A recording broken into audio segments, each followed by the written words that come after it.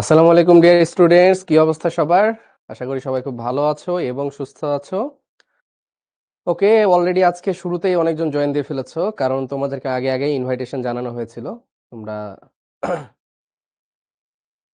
ওকে, সবাইকে ওয়ালাইকুম আসসালাম। আলহামদুলিল্লাহ, আমি ভালো আছি। তোমাদের কি অবস্থা? আজকে পর্ব 9। হ্যাঁ, সো আমরা অনেক দূর চলে আসছি, বাট আমাদের কিন্তু এখন অনেকগুলো টপিক বাকি। সো আমি তোমাদের জন্য 2টা এক্সট্রা ক্লাস নিব, মানে যেটা আমাদের 14টা ক্লাসে শেষ হওয়ার কথা ছিল সেটা আমরা 16টা ক্লাস নিব। কারণ পরিবেশ রসায়ন একটা খুবই গুরুত্বপূর্ণ একটা অধ্যায়, এবং আমি যেভাবে তোমাদেরকে ধরে ধরে সবকিছু জিনিস পড়াচ্ছি, এটা পড়াইতে গেলে একটু সময় লাগবেই, এটা খুবই স্বাভাবিক। আবার প্রত্যেকটা জিনিস এক্সপেরিমেন্টালি করে দেখানো, এটাতেও অনেক সময় লাগে। হুম। আর যারা জিজ্ঞেস করছো, সবার জন্য আমি একটা জেনারেলাইজ কথা বলে দেই যে ভাইয়া, আমি আগের 2টা 3টা 4টা 5টা ক্লাস করি নাই, আজকে ক্লাস করলে বুঝতে পারবো কিনা। সো আমার কাছে মনে হয় যে মানে এই প্রশ্নগুলো তোমাদের সব সময়ই থাকবে যারা এই ক্লাসগুলো মিস করো। হ্যাঁ, মানে তুমি আজকেও হয়তো বা পুরো ক্লাস করবা না, নেক্সট দিন এসে আবার ওই সেম কথা বলবা যে ভাই আগের ক্লাসটাও করি নাই, আজকে করবো কিনা।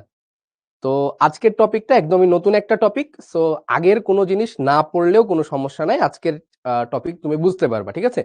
এবং আজকের টপিকটা একটা সেপারেট টপিক হিসেবে এখান থেকে একটা সিকিউ বোর্ড এক্সামে বা তোমার কলেজ এক্সামে কিন্তু আসে। ওকে, এই চ্যাপ্টার থেকে 2টা সিকিউ আসে, এবং এই টপিকটা যেটা এখন পড়াবো সেটা মোটামুটি ভালো ইম্পর্টেন্ট একটা টপিক। ওকে,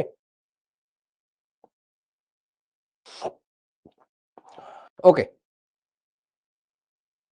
গতকালকে টাইপ অন এর ম্যাথের ক্যালকুলেশন আই থিঙ্ক ভুল হয়েছে। তুমি আমাকে তাহলে একটু পার্সোনালি নক দিও এবং জানায়ও, ঠিক আছে? এবং হ্যাঁ, এই তোমার কথাটা মানে আমি স্টুডেন্টদেরকে যখন বলি তখন এটা আমি শিখাই দেই যে যখন কোনো কিছু বলবা যে ভুল হয়েছে তখন মেবি। সো তুমি বেশ সুন্দরভাবে জিনিসটা উপস্থাপন করেছো, ভালো লাগলো।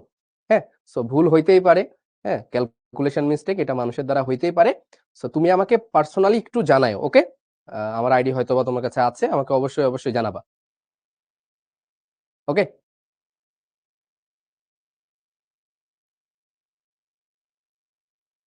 বই নাই কি করব? বই প্রয়োজন হবে না। ওকে, আর আমরা এক্সপেরিমেন্টাল আজকে একটা জিনিস দেখাবো, এবং সেটা হয়তোবা 1 ঘন্টা পরে দেখাবো। সো একটু মনোযোগ দিয়ে ক্লাস করতে হবে। প্রথমে আমরা থিওরি পড়বো, হ্যাঁ, তারপরে কি হয় না হয় সবকিছু আগে ভালো মতো জেনে নিব, তারপরে আমরা প্র্যাকটিক্যালে যাব। ওকে, তাহলে আমরা ক্লাস শুরু করতে পারি, সবাই রেডি?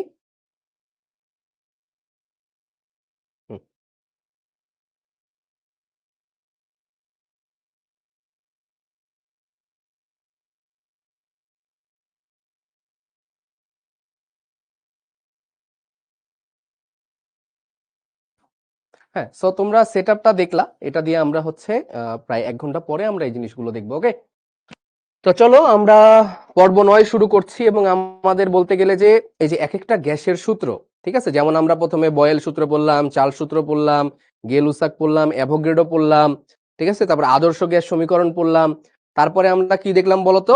ডাল্টনের আংশিক চাপ সূত্র। তো আজকে আমরা পড়বো হচ্ছে গ্রাহামের ব্যাপন সূত্র। ওকে, গ্রাহামের ব্যাপন সূত্র। এবং পুরো চ্যাপ্টারের মধ্যে ওই যে আগের যে আমাদের টপিকটা ছিল ডাল্টনের আংশিক চাপ সূত্র, ওইটা থেকে সিকিউ 100% আসবে। মানে এটা তুমি লিখে নাও ওই টপিকের উপরে।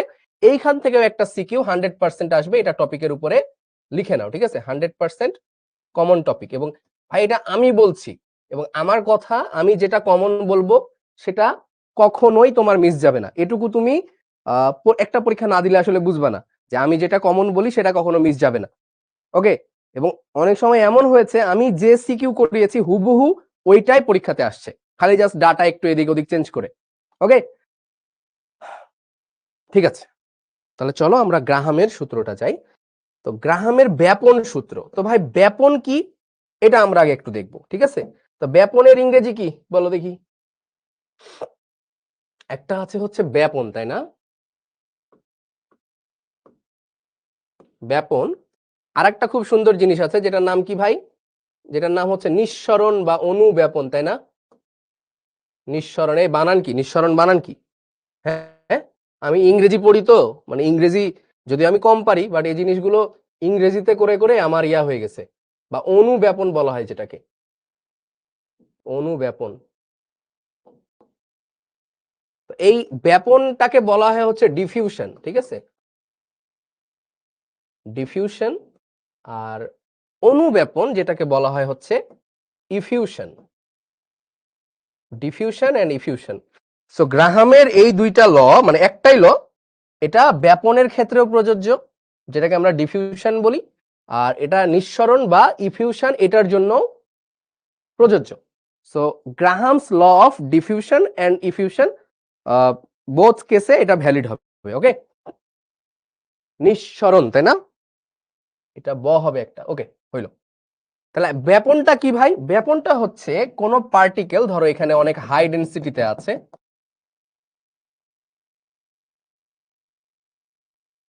অনেক হাই ডেনসিটি পার্টিকেল, তাই না, এখানে কি গ্যাস পার্টিকেল। আমরা সবকিছুই কিন্তু এই চ্যাপ্টারে পড়ছি গ্যাস নিয়ে, তাই না, আমরা সবকিছুই এই চ্যাপ্টারে পড়ছি গ্যাস নিয়ে। ওকে, আচ্ছা, তাহলে গ্যাস পার্টিকেল। একজন বলছে আপনি যে ম্যাথগুলো করাচ্ছেন এগুলো করলেই হবে কিনা? আমি যে ম্যাথ করাচ্ছি এই ম্যাথ করলে তুমি 100% কমন পাবা, একদম নিঃসন্দেহে। তো আমি ক্লাসে যা করাচ্ছি এর বাইরে একটা সিঙ্গেল টপিক কোনো পরীক্ষাতে তুমি পাবা না। এতটুকু যদি কেউ পড়ে যাও, আমি তোমাকে বলছি আমি যা যা ক্লাসে পড়াচ্ছি যদি কেউ এগুলো পড়ে যাও, কেমিস্ট্রিতে তোমার কেউ আটকাইতে পারবে না যদি তুমি বুঝে পড়ে যাও। এখন বাকিটুকু তোমার উপরে, যে আমি যা পড়াচ্ছি তা তুমি পড়বা কিনা, বুঝলা? তাহলে এই যে গ্যাস পার্টিকেল, ঠিক আছে, এগুলো হচ্ছে গ্যাস পার্টিকেল। তো এইখানে গ্যাস পার্টিকেল গুলো কিভাবে আছে বলতো? অনেক হাই ডেনসিটিতে আছে। হাই ডেনসিটি, হাই ডেনসিটি মানে ঘনত্ব বেশি, তাই না, হাই ডেনসিটি, ঘনত্ব বেশি। ডেনসিটি মানে ঘনত্ব, যারা বোঝো না তাদের জন্য আবার লিখে দিলাম, অনেকে আবার বলো যে ভাই বাংলা লিখেন। ঘনত্ব। তো এই যে উচ্চ ঘনত্বের স্থান থেকে, মানে বেশি ঘনত্বের স্থান থেকে যখন এগুলো কি হয়, ছড়িয়ে পড়ে, তাই না, ছড়িয়ে পড়ে, মনে করো এইভাবে কম ঘনত্ব, এখানে মনে করো গ্যাসের পার্টিকেল গুলো কম ঘনত্ব, তাই না, লো ডেনসিটি, এখানে কি লো ডেনসিটি। তাহলে গ্যাস পার্টিকেল গুলো হাই ডেনসিটি থেকে উচ্চ ঘনত্বর স্থান থেকে কি নিম্ন ঘনত্বের স্থানে যে কি হয়ে যাচ্ছে, ছড়িয়ে যাচ্ছে, এই অবস্থাটাকে বলা হয় হচ্ছে কি ব্যাপন প্রক্রিয়া। কি বলা হচ্ছে বলো? ডেনসিটি, ডিইএন, হ্যাঁ ডিইএন। ওকে, তাহলে কি বললাম, উচ্চ ঘনত্বের স্থান থেকে নিম্ন ঘনত্বের স্থানে কোনো একটা গ্যাস পার্টিকেল ছড়িয়ে যাওয়াকে আমরা বলছি গ্যাসের ব্যাপন। অন্য কিছু ছড়াইলে অন্য কিছুর ব্যাপন বলতাম, খুবই স্বাভাবিক। ওকে, আচ্ছা, এটা হলো ব্যাপন। যেমন এখানে মনে করো একটা স্প্রে করলাম, তাহলে এই জায়গাটায় আমার গ্যাসের ঘনত্ব বেশি। এখন ওই মাথায় যে একটা মানুষ দাঁড়ায় থাকবে ঘরের কর্নারে, ও কিন্তু কিছুক্ষণ পরে স্মেলটা পাবে। তো আমি তো স্প্রেটা করেছিলাম এইখানে, তাহলে এইখানে আমার গ্যাস পার্টিকেল কি ছিল, ঘনত্ব বেশি ছিল। ওই দূরে একটা দাঁড়িয়ে থাকা মানুষ, ও কিন্তু কি পাইলো বলো, স্মেলটা পাইলো, পাইলো না? হ্যাঁ, তো কিভাবে পাইলো? এই যে এখানের উচ্চ ঘনত্ব থেকে ওইখানে কি ঘনত্ব কম ছিল, ওই দিকে ট্রাভেল করলো, গ্যাসটা চলে গেল, দৌড়াচ্ছে, মনে করো ওরও একটা বেগ আছে। এটাই হচ্ছে ব্যাপন। তো এটা ব্যাপন তোমরা অনেক আগে পড়ে আসছো। ব্যাপন নিয়ে কারো কোনো কনফিউশন আছে? যদি কেউ বলো ভাই আমি ব্যাপন পারি না, তাহলে তুমি আবার ক্লাস 8-এ ভর্তি হইতে হবে। ওকে, ব্যাপন তো নিজে থেকে হয় না, অবশ্যই নিজে থেকে হবে। জাস্ট মানে তোমার ইয়ার থাকলেই হবে, হাই ডেনসিটি থেকে লো ডেনসিটির দিকে চলে যাবে। ওকে, এবার নিঃসরণ। নিঃসরণটা হচ্ছে ব্যাপনের মতোই, বাট নিঃসরণটা হচ্ছে মনে করো একটা সরু ছিদ্র পথে হতে হবে। এই সেম জিনিসটাই হবে, বাট সরু ছিদ্র পথে। যেমন যেমন মনে করো তোমার একটা পারফিউমের বোতল আছে,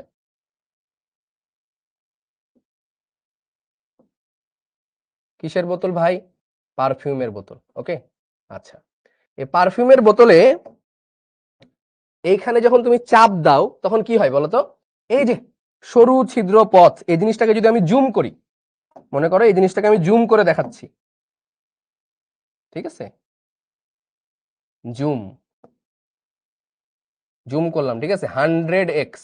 ওকে, হ্যাঁ, ভিভো X200 আলট্রা, এই ক্যামেরা দিয়ে আমরা এটাকে জুম করলাম, বা স্যামসাং S25 আলট্রা, বা আইফোন 17 প্রো ম্যাক্স, কোন একটা দিয়ে আমরা এটাকে জুম করলাম, হ্যাঁ, এবং জুম করার পরে আমরা যেটা দেখব যে এইটা হচ্ছে এরকম, আর এখানে একটা কি আছে, সরু ছিদ্র পথ।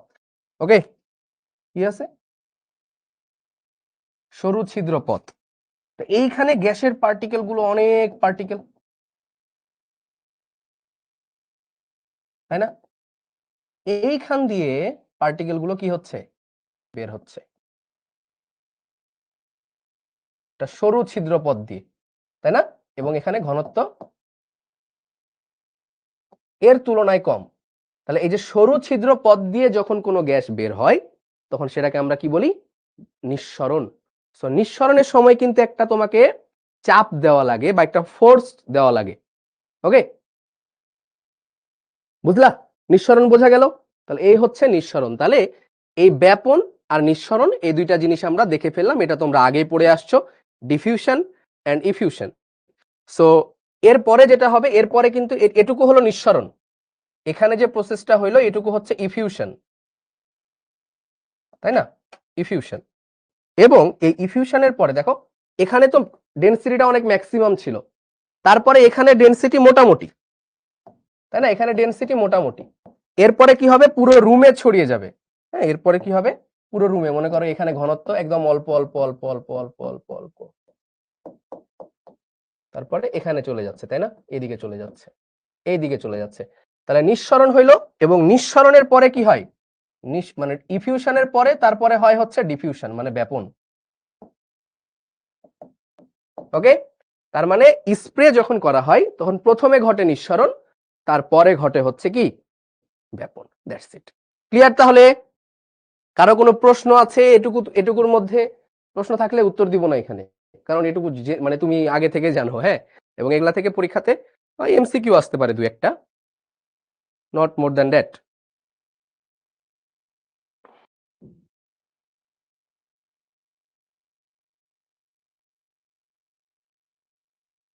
ওকে, আমার হাতের লেখা সুন্দর একজন বলেছো, তো আমি বলি যে আমার হাতের লেখা, ইংরেজি লেখা সুন্দর, আমার হাতের বাংলা লেখা মোটেও সুন্দর না, যে কারণে আমি বাংলা খুব কম লিখি।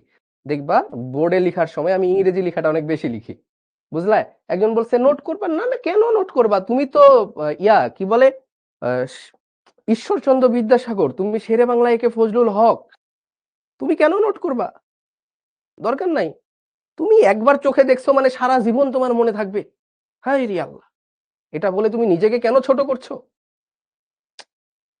না না না না না, এটা বলা মানে তো তোমার নিজেকে অপমান করা। কিচ্ছু নোট করতে হবে না, দেখা মাত্রই তোমার মনে থাকবে বাবা। যে নোট করবা সে নিজেকে ছোট করছো, নোট করতে হবে না, ঠিক আছে, গাধা। ওকে, এবার গ্রাহাম তাহলে কি নিয়ে কাজ করলো, গ্রাহাম তাহলে কি সূত্র দিল? হ্যাঁ, এই ব্যাপন হইতেছে, ব্যাপন তো আগেও পড়ছি, তো গ্রাহাম কি সূত্র দিল, তাই না? বা এখান থেকে সূত্র দেওয়ারই কি দরকার পড়লো? ভালো কথা, গ্যাস হইতেছে, এটা তো কমন সেন্স, আমার দাদা নানারে জিগাইলেও বলবে, হ্যাঁ, যে এখানে বেশি বেশি স্প্রে ছিল, ওইখানে স্প্রে কম ছিল, ওই দিক থেকে ওই দিকে চলে গেল বলে আমি সুন্দর মতো এখান থেকে পাইলাম স্মেলটা। হ্যাঁ, তাহলে একটা রিক্সাওয়ালারে জিজ্ঞেস করলে ওই কথা বলবে। তা আমার এখানে মানে সায়েন্টিফিক অ্যাপ্লিকেশনটা কোথায়, তাই না?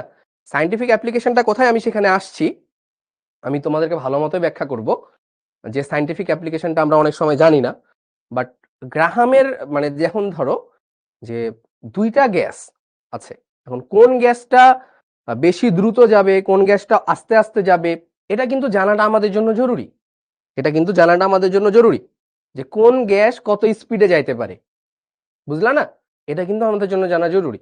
সো এই জন্যই গ্রাহাম এই ব্যাপন সূত্রটা বের করলো, যে ব্যাপন হারের সূত্র, ব্যাপন হারের সূত্র, যে কে কত দ্রুত যাইতে পারে, কে কত দ্রুত যাইতে পারে, ঠিক আছে?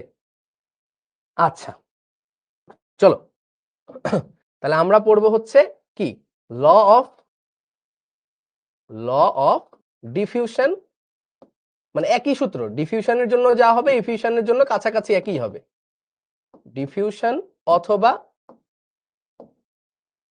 ইফিউশন, ল অফ ডিফিউশন অথবা হচ্ছে ইফিউশন। ওকে, আচ্ছা, তো দেখো এই যে দেখো দেখো দেখো দেখো দেখো, মনে করো এটা হচ্ছে তোমার রুম, এটা তোমার রুম হইলো তোমার রুম, বা যে রুমে তুমি আছো এখন, হ্যাঁ, সেটা অনেক সময় নিজের রুম নাও হইতে পারে, অনেকের ভাড়া বাড়ি হইতে পারে, ঠিক আছে, অনেকে মেসে থাকতে পারো, মেসের রুম হইতে পারে, অনেকে হলে থাকতে পারো, হলের রুম হইতে পারে, হইলো তুমি এখন যে অবস্থায় যে রুমে আসো মনে করো এটা সেই রুম।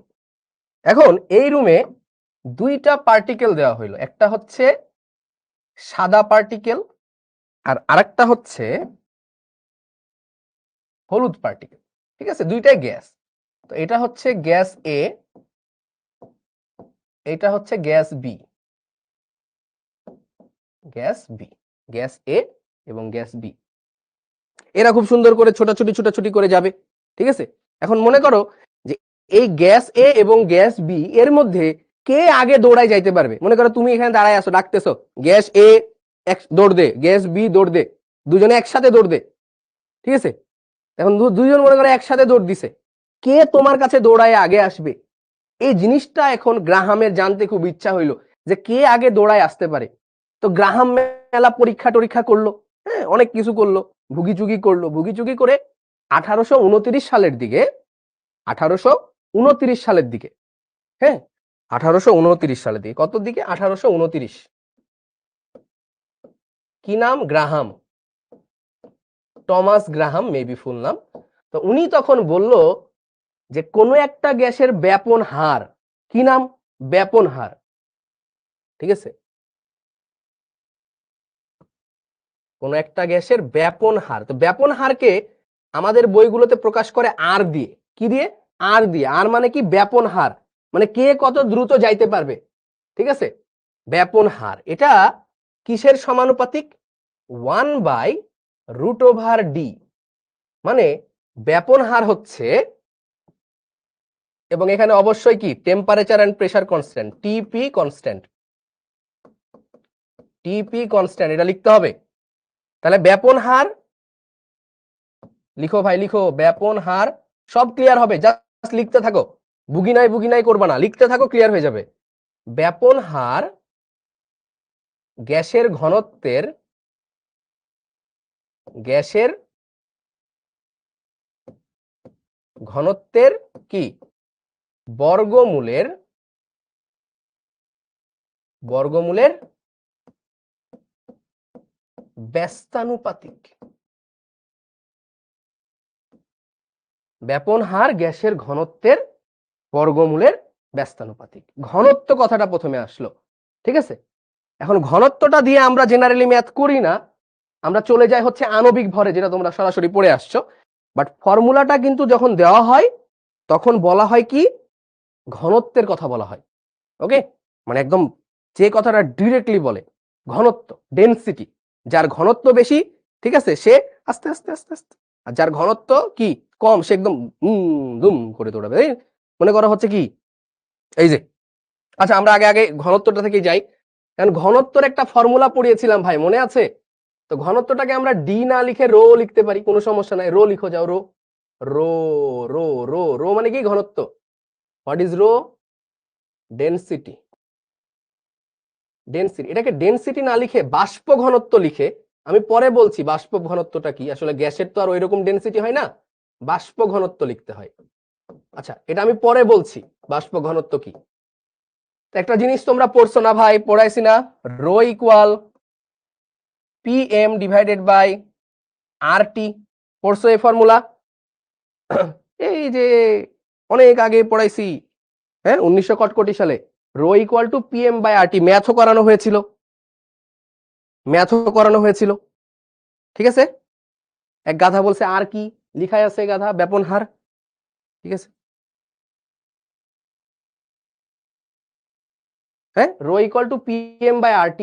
তাহলে বাবারা বলো দেখি, এই যে rho equal to PM by RT, এখান থেকে তুমি কি দেখতে পাচ্ছ? এখান থেকে স্যার আমি কিছুই দেখতে পাচ্ছি না, আমি তো শুধু একজনকেই দেখতে পাই। কি আর করবা জীবনে, একজনকেই তো দেখবা, এমনিতে কেউ নাই, খুদাই খামাখা কারে না কারা যে দেখে।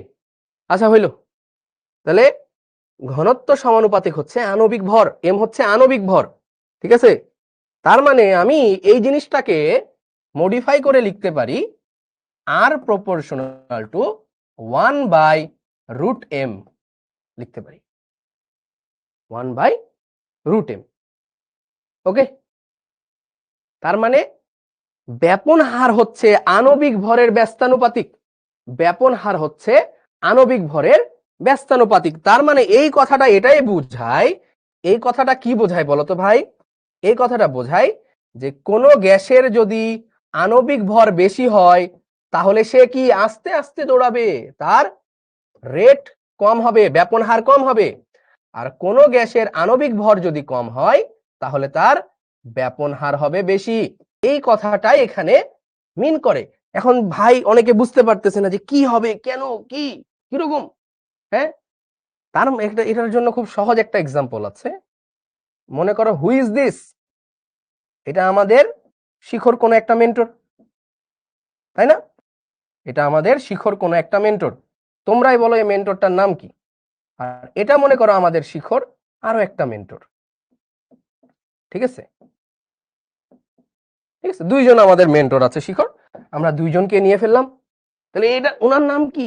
এই তো আমি কিছু বলি নাই, তোমরাই বলে দিছো। ঠিক আছে, এনাম ভাই সরি, আমি কিন্তু বলি নাই, এটা স্টুডেন্টরাই নাম বলতেছে। ঠিক আছে, তো ইনি হচ্ছেন আমাদের সকলের প্রিয় এনাম ভাই। ওকে, আচ্ছা, খুবই ভালো কথা। এটা কাকে দেওয়া যায়? এটা কাকে দেওয়া যায়? হ্যাঁ, যাও, এটা আমরা মানে ধরো কাউকে একটা দিতাম। ঠিক আছে, হ্যাঁ, কাকে নিব বলো? হ্যাঁ, অন্তর ভাই। ওকে, চলো অন্তর ভাইকে নিলাম, এটা হচ্ছে অন্তর ভাই। ঠিক আছে, এটা হচ্ছে অন্তর ভাই। তাহলে ভাই দেখো তো, এনাম ভাইয়ের ভরটা দিলাম ME, আর অন্তর ভাইয়ের ভরটা এখানে লেখার জায়গা নাই, এতটাই পাতলা, তাহলে আমরা দিলাম MO। এখন তাহলে কার ভর বেশি ভাই? কার ভর বেশি? অবশ্যই অবশ্যই অন্তর ভাইয়ের ভর কি কম, এনাম ভাইয়ের ভর বেশি। তাহলে এনাম ভাইয়ের ভর ইজ গ্রেটার দেন অন্তর ভাইয়ের ভর। তাহলে ভাই যদি এরকমটা হয় তাহলে এই কথা অনুযায়ী কি হয় বলো তো? কে আগে দৌড়াবে? একটা দৌড় প্রতিযোগিতা যদি শুরু হয়, ঠিক আছে, কে দৌড়াবে আগে? কে আগে যাইতে পারবে শেষ পথে? কে পারবে বলো? এনাম ভাই পারবে না অন্তর ভাই পারবে? অবশ্যই অবশ্যই অন্তর ভাই পারবে, দৌড়ায় চলে যাবে, পাতলা শরীর। ঠিক আছে, বোঝো না এই ব্যাপারটা? অবশ্যই।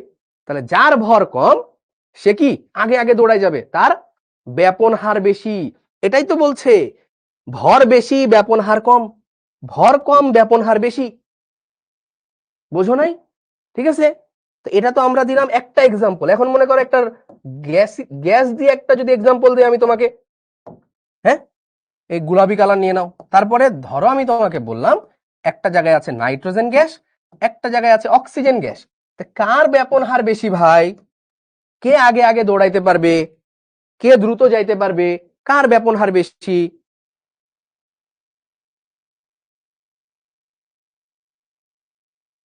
হ্যাঁ, বলো, কার ব্যাপন হার বেশি হবে? হ্যাঁ, এই তো তোমরা সঠিক উত্তর দিচ্ছ, তোমরা পড়ে আসছো এগুলো আমি জানি, তারপরে পড়াচ্ছি, অনেকে পড়ে নাই তো, তো একটু ওয়েট করতে হবে। আমরা অনেক কঠিন কঠিন ম্যাথ দেখবো, এমন না যে দেখবো না। ঠিক আছে, অনেকে ভাবতে পারে দূর এগুলা কি করে দিতে, আগে পড়ে আসছি, দূর আমি বহুত ট্যালেন্টেড, কঠিন ম্যাথ করাবো। ওকে, তো দেখো ভাই, নাইট্রোজেনের ভর, এম অফ নাইট্রোজেন কত? 28 gram per mole. M of O2 oxygen gas কত? 32 গ্রাম পার মোল। তাহলে ভাই কার ব্যাপন হার বেশি হবে? অবশ্যই অবশ্যই দেখো, নাইট্রোজেনের আণবিক ভরটা কি কম, নাইট্রোজেনের আণবিক ভর কি অক্সিজেনের থেকে কম, তাহলে নাইট্রোজেনের ব্যাপনটাই কি হবে? বেশি হবে। তাহলে নাইট্রোজেনের ব্যাপন হারটা বেশি হবে, যার ভর কম তার ব্যাপন হার বেশি। হইল না? ডান, খুবই সিম্পল। ক্লিয়ার কিনা বলো? ক্লিয়ার? 100% ডান।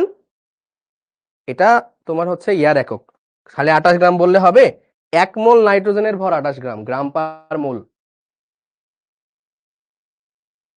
আণবিক ভরের এককই এটা, গ্রাম পার মোল।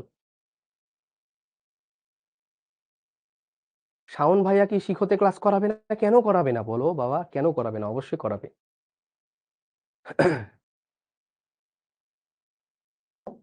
ওকে, এরপরে চলো তাহলে আমরা একটু এখন আমরা সরাসরি লিখি, একটু মনোযোগ দাও। হ্যাঁ, অনেক গল্প হইলো।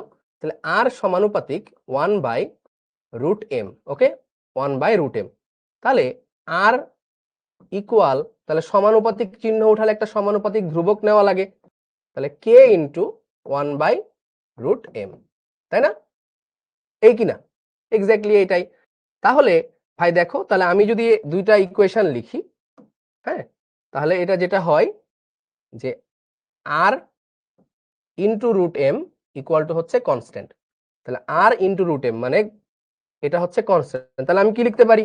তাহলে আমি এখান থেকে অবশ্যই লিখতে পারি যে R1√m1 ইকুয়াল টু R2√m2 লিখতে পারি না? যে P1 V1 equal to P2 V2, এটার মতো P1 V1 equal to P2 V2, তাই না? এক্স্যাক্টলি।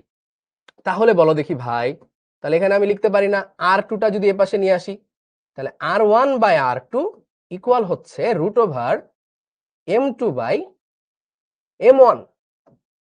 R1/R2 ইকুয়াল √M2/M1, তাই না? বলো তাই কিনা? অবভিয়াসলি তাই। হ্যাঁ, ক্লিয়ার? তার মানে আণবিক ভরের সাথে সম্পর্ক, যেহেতু ব্যস্তানুপাতিক সম্পর্ক, তাহলে 1 এর সাথে 2, 2 এর সাথে 1, কারণ ব্যস্তানুপাতিক সম্পর্ক।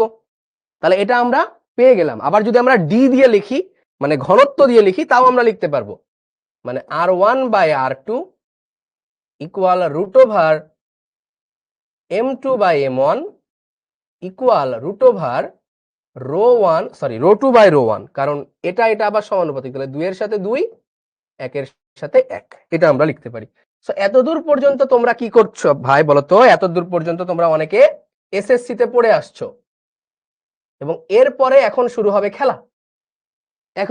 খেলা। এগুলা তোমরা ক্লাস 8-9 পড়ে আসছো, ঠিক আছে?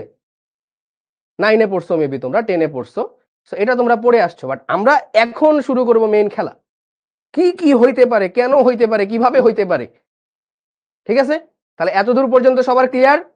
সবাই আবার নতুন করে রেডি হও, এখন মেন্টাল সেটআপটা দাও যে এখন আমরা নতুন কিছু শিখতে যাব। ওকে, নাফি বলতেছে এটা কোন চ্যাপ্টার? হ্যাঁ, নাফি হুট করে দুম করে এসে পড়ছে। হ্যাঁ, ওই যে মনে করে ঘুমাইছিল, সকালবেলা উঠে দেখে এ কি, কোথায় আমি, ওরে জিন পরিতে তুলে আইনা ক্লাসের ভিতর ফেলাই দিছে।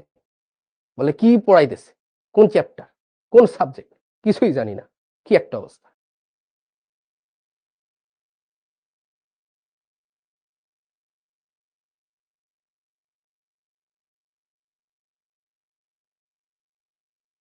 ওকে, হইলো তাহলে?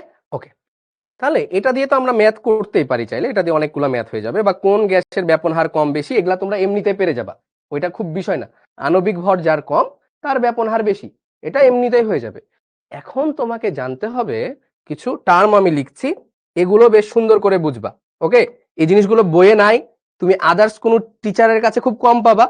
যারা কেমিক্যাল ইঞ্জিনিয়ারিং পড়ে তাদের কাছে তুমি পাইতে পারো, বাট মানে কেমিক্যাল বাদে যারা, তাদের কাছ থেকে এই জিনিসগুলো একটু কম পাবা। কারণ হচ্ছে ফ্লোরেট বা হ্যানত্যান এই জিনিসগুলো নিয়ে তাদের ডিলিংস একটু কম। সো আমরা যেহেতু ফ্লোরেট নিয়ে ডিল করি, সো এই জিনিসগুলো আমি যেভাবে পড়াচ্ছি সেভাবে পাইতে পারো খুব অল্প জায়গায়, ঠিক আছে? সো বেশ সুন্দর করে নোট করবা এই জিনিসগুলো এবং বেশ মনোযোগ দিয়ে বুঝবা। এবং যাদের একটু ডিপ কনসেপ্ট বোঝার ইচ্ছা, তারা এখান থেকে বুঝতে পারো, বা যাদের ইন ফিউচারে পড়ানোর ইচ্ছা বা ইঞ্জিনিয়ারিং সাইডে যাওয়ার ইচ্ছা, তারা খুব সুন্দর করে এগুলো লিখো। বাষ্প ঘনত্বতে আসতেছি পরে, ঠিক আছে? লিখো ফ্লোরেটস, ফ্লোরেট। ফ্লোরেট কি? ফ্লোরেট হচ্ছে, দেখো একটা আমি লিখি, আমার সাথে সাথে আগে লিখো, লিখো মাস ফ্লোরেট, বুঝে যাবা, ইজি জিনিস। মাস ফ্লোরেট, এটাকে আমরা লিখবো হচ্ছে এইভাবে, এম এর উপরে, আচ্ছা এটাকে আমরা লিখবো হচ্ছে আর দিয়ে, আর এম, ওকে? মাস ফ্লোরেট, মাস ফ্লোরেট হচ্ছে ভাই প্রতি সেকেন্ডে কতটুকু ভর প্রবাহিত হচ্ছে। মাস ফ্লো রেট কি, মাস মানে হচ্ছে ভর, তাহলে মাস ফ্লো রেট হচ্ছে, ফ্লো মানে কি এইভাবে এইভাবে যাওয়া, তাহলে মাস ফ্লো রেট হচ্ছে প্রতি সেকেন্ডে কতটুকু ভর প্রবাহিত হচ্ছে। বুঝলা? মনে করো হচ্ছে এটা একটা গ্যাস, ঠিক আছে, এটা মনে করো একটা নল,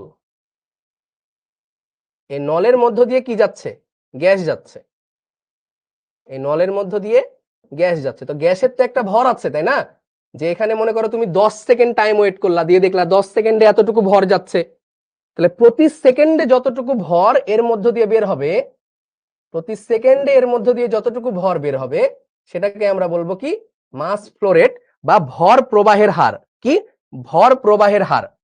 ঠিক আছে, তো আমি ধরে নিলাম যে এখানে টি সেকেন্ড সময়ে হ্যাঁ এম কেজি গ্যাস প্রবাহিত হচ্ছে, এম কেজি গ্যাস ফ্লো হচ্ছে, টি সেকেন্ড সময়ে এম কেজি গ্যাস ফ্লো হচ্ছে, তাহলে গ্যাস ফ্লো রেট কত হবে, মাস ফ্লো রেট তাহলে কত হবে, প্রতি সেকেন্ডে যতটুকু হয়, তাই না।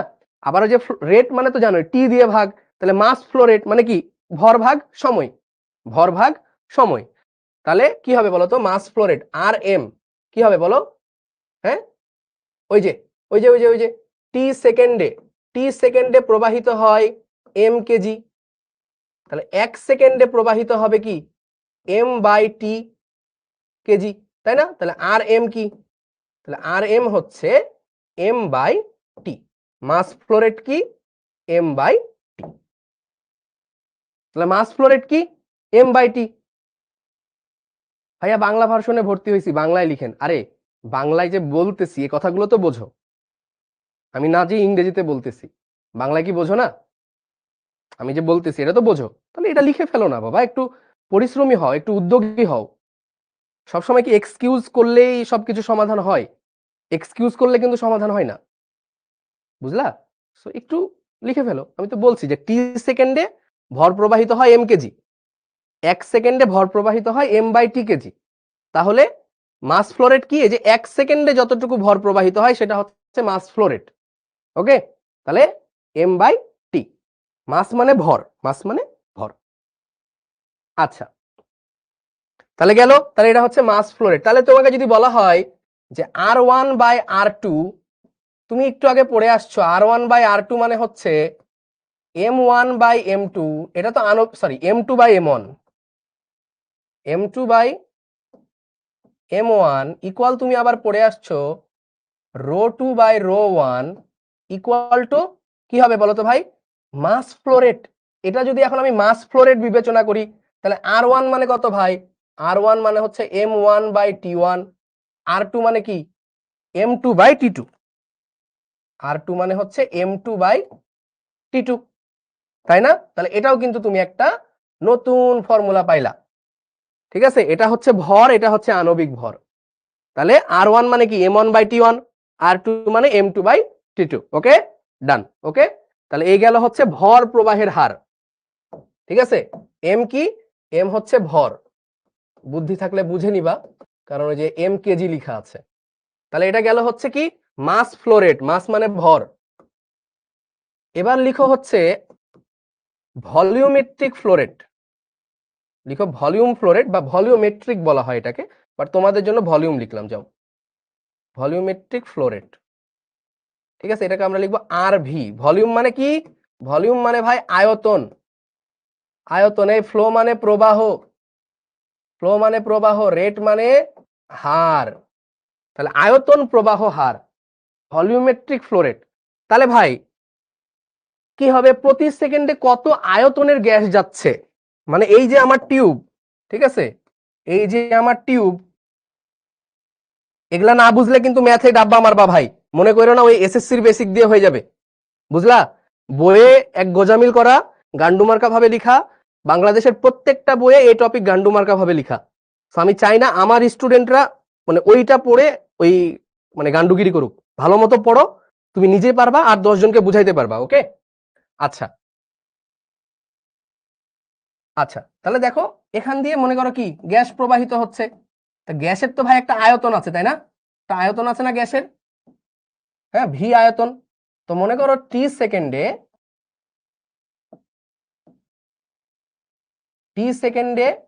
ভি আয়তন, মানে ভি মনে করো মিটার কিউব হতে পারে বা সেন্টিমিটার কিউব হতে পারে, ভি মিটার কিউব পরিমাণ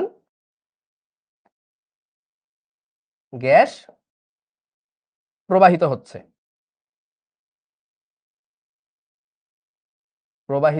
হচ্ছে, তাহলে বলো, তাহলে আয়তন মানে ভলিউমেট্রিক ফ্লো রেট কি হবে তাহলে বলো?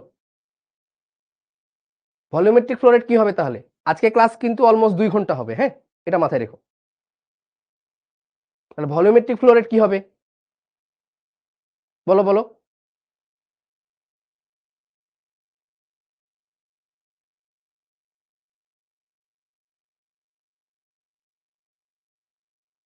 এক্স্যাক্টলি ভি বাই টি, খুবই সিম্পল, হ্যাঁ খুবই সিম্পল। তাহলে আর ভি কি হবে? টি সেকেন্ডে প্রবাহিত হয় ভি, তাহলে 1 সেকেন্ডে প্রবাহিত হবে কি ভি বাই টি। তাহলে আর ভি কি হবে ভাই? আয়তন ভাগ সময়, আয়তন ভাগ সময়। তাহলে এই যে এতক্ষণ যে আমরা এই সূত্রটা পাইলাম, তাহলে এই সূত্রটাতে আরেকটা জিনিস অ্যাড হবে আমার, ঠিক আছে? এটাতে আরেকটা জিনিস অ্যাড হবে, তাই না? এটাতে আরেকটা জিনিস অ্যাড হবে, ভি বাই টি, তাই না? টি সেকেন্ডে প্রবাহিত হয় ভি পরিমাণ, তাহলে 1 সেকেন্ডে প্রবাহিত হবে ভি বাই টি। খুবই সিম্পল। তাহলে এটাই হচ্ছে আমার ভলিউমেট্রিক ফ্লো রেট বা আয়তন প্রবাহের হার। তাহলে এখন আমার ফর্মুলাটা কি হবে ভাই? তাহলে এখন আমার ফর্মুলা হবে R1 by R2 equal root over M2 by M1 equal root over ρ2 by ρ1 equal mass flow rate তো আগেই পেয়ে গিয়েছি, M1 by T1 divided by M2 by T2 equal কি হবে ভাইয়া বলতো? V1 by T1 divided by V2 by T2। নতুন করে অ্যাড হয়ে গেল এটা, ঠিক আছে, তাই না?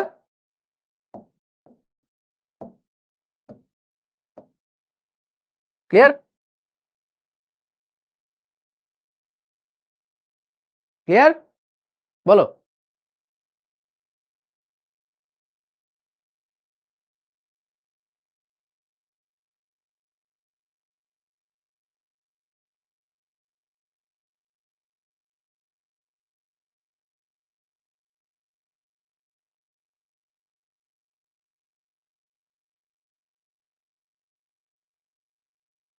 ভাইয়া সব গ্যাসের কি, দাঁড়াও দাঁড়াও দাঁড়াও দেখি, ভাইয়া সব গ্যাসের তো মাস এন্ড ভলিউম আছে, তাহলে গ্যাসের কি ফ্লো রেটস থাকবে? হ্যাঁ হ্যাঁ হ্যাঁ, সব গ্যাসেরই ফ্লো রেট থাকবে অবভিয়াসলি। আরে বাবা, ফ্লো মানে কি? যে ফ্লো করতেছে, তো গ্যাস কি ফ্লো করবে না? অবশ্যই করবে, সব গ্যাসই তো ফ্লো করবে, তাই না? ফ্লুইডও ফ্লো করে, ফ্লুইডেরও ফ্লো রেট থাকে, ঠিক আছে, বাট আমরা গ্যাস নিয়ে ডিল করব। তাহলে mass flow rate, volumetric flow rate, এবার লিখো লেন্থ ফ্লো রেট, এবং এটাও ইম্পর্টেন্ট, ঠিক আছে, length flow rate, length flow rate, length, এবং এগুলো কিন্তু বইয়ে নাই। তাহলে লেন্থ মানে কি ভাইয়া? লেন্থ মানে দৈর্ঘ্য, ফ্লো মানে কি প্রবাহ, রেট মানে কি হার। তাহলে দৈর্ঘ্য প্রবাহ হার মানে, তার মানে কি? এটা কে বলতে পারে দেখি, এটা কে বলতে পারে দেখি? লেন্থ ফ্লো রেট তাহলে কি হবে? এল বাই টি। প্রতি সেকেন্ডে কত দূরত্ব যাচ্ছে, প্রতি সেকেন্ডে কতটুকু যাচ্ছে, তাই না? হ্যাঁ এক্স্যাক্টলি, হ্যাঁ আলাউদ্দিন, হ্যাঁ সাবাস। তাহলে লেন্থ ফ্লো রেটকে আমরা লিখছি হচ্ছে আর এল দিয়ে, হ্যাঁ আর এল। তার মানে হচ্ছে যে মনে করো এই একটা গ্যাস, গ্যাস পার্টিকেল, ও মনে করো টি সেকেন্ড সময়ে, টি সেকেন্ড সময়ে কতটুকু দূরত্ব গেল? এল পরিমাণ, এল মিটার দূরত্ব অতিক্রম করলো। তাহলে টি সেকেন্ডে কতটুকু গেল? টি সেকেন্ডে গেল হচ্ছে এল মিটার। তাহলে 1 সেকেন্ডে যাবে কতটুকু? L by T, L by T. হ্যাঁ, এটা কিছুটা বেগের মতো, এটা কিছুটা বেগের মতো, যে 1 সেকেন্ডে কত দূরত্ব অতিক্রম করে। বেগ মানে কি? বেগ মানে কি? দূরত্ব পরিবর্তন হার বা সরণের পরিবর্তনের হার, প্রতি সেকেন্ডে কত দূরত্ব অতিক্রম করে মিটার পার সেকেন্ড, এটাই বেগ। তো এটাই হচ্ছে এ কি দৈর্ঘ্য প্রবাহ হার। ওকে, শ্রী রনি ভাই বাংলাতে লিখেন এই যে দৈর্ঘ্য প্রবাহ হার, ঠিক আছে, আর এটা হচ্ছে আর এল, ঠিক আছে। আচ্ছা, হইল তাহলে? হ্যাঁ,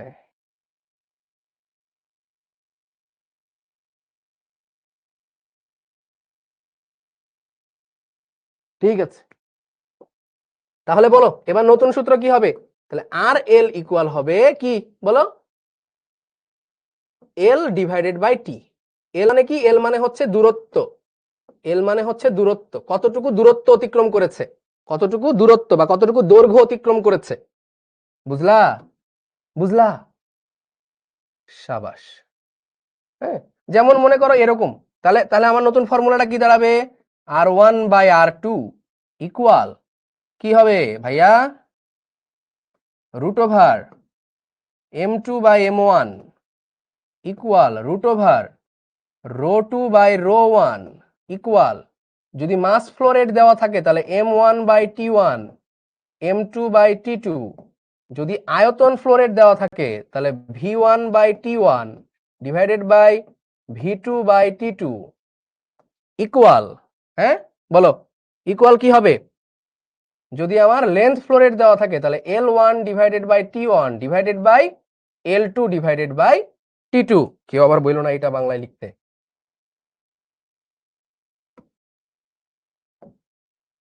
ঠিক আছে না?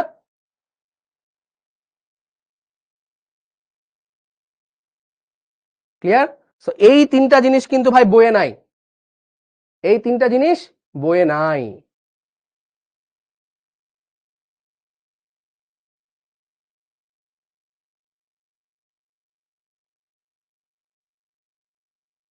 ক্লিয়ার?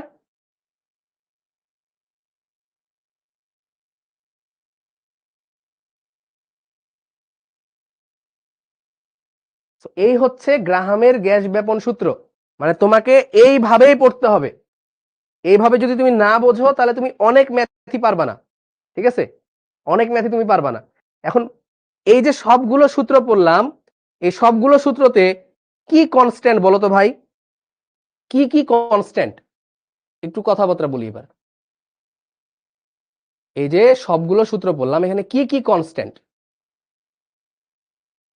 চাপ কনস্ট্যান্ট, তাপমাত্রা কনস্ট্যান্ট, মানে চাপ আর তাপমাত্রা যদি কনস্ট্যান্ট থাকে তাহলে এই ফর্মুলাগুলো ভ্যালিড। ওকে, আচ্ছা, এবার বইয়ে যে কাজটা করা আছে, বইয়ে যে কাজটা করা আছে সময় সবগুলোতে কি কথা আছে জানো? সমান সমান ধরে রাখে, যে T one equal T two. তো লিখো তো ভাই, লিখো, একটু লিখো দেখি আমার সাথে সাথে, একটু লিখো।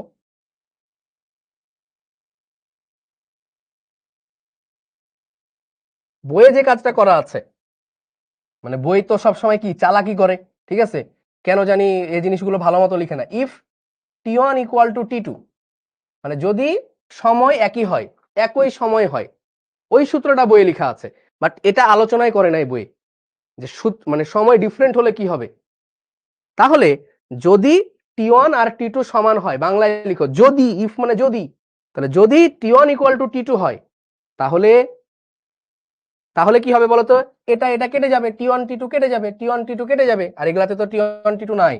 তখন ঠিক আছে, দেন লিখলাম না, যাও বাংলায় লিখলাম, তখন তখন কি হবে? R one by R two equal root over M two by M one equal root over rho two by rho one equal, তাহলে M one by M two, M one by M two এটা আণবিক ভর, এটা শুধু ভর, equal V one by V two equal L one by L two. এটা হচ্ছে যদি আমার কি সময় একই হয়, ইফ এটা হয় তখন এটা। বইয়ে এটা দেওয়া আছে, বই খুলে দেখো, সুন্দর করে এটা লেখা। আর তোমার জানতে হবে এইটা, যদি তুমি এটা জানো দেন মফিজ কট, আর যদি তুমি এইটা পড়ো তাহলে ভাই কপালে দুঃখ আছে, ভালো মতো দুঃখ আছে, ঠিক আছে, একাডেমিকেও ম্যাথ পারবা না, ইঞ্জিনিয়ারিং ম্যাথ তো পারবাই না, ঠিক আছে? তাহলে হইলো এটা ক্লিয়ার? বলো তো ভাইয়া ক্লিয়ার কিনা? এই হচ্ছে তোমার ফর্মুলা।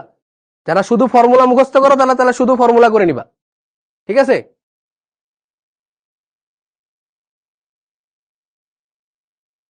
হুম, তাহলে দেখো এই দুইটা খালি ব্যস্তানুপাতিক, m2/m1 ρ2/ρ1, এই দুইটা খালি ব্যস্তানুপাতিক। আর বাকি সবগুলো যার যার তার তার, একের সাথে এক, দুইয়ের সাথে দুই, একের সাথে এক, দুইয়ের সাথে দুই, একের সাথে এক, দুইয়ের সাথে দুই। ওকে, ডান, ক্লিয়ার? সাবাস, চলো দেখি। তো এই যে দেখো আমাদের খুব সুন্দর ম্যাথ আছে, কথা লিখা আছে, গ্রাহামের সূত্র, ঠিক আছে? আণবিক ভর লিখা আছে, যেটা আমি ঘনত্ব লিখে দিয়েছি। তারপরে এই যে আমাদের একটা ফর্মুলা দেওয়া আছে, ঠিক আছে, v1/v2, পরে আবার এখানে এটা করছে যেটা তোমরা করবা না, ঠিক আছে? এটা এটা কেটে দাও, দেখি এটা কেটে দাও, এটা কেটে দাও, বড় করে কেটে দাও, ঠিক আছে? চলো এই ম্যাথটা করো, এই ম্যাথটা করো।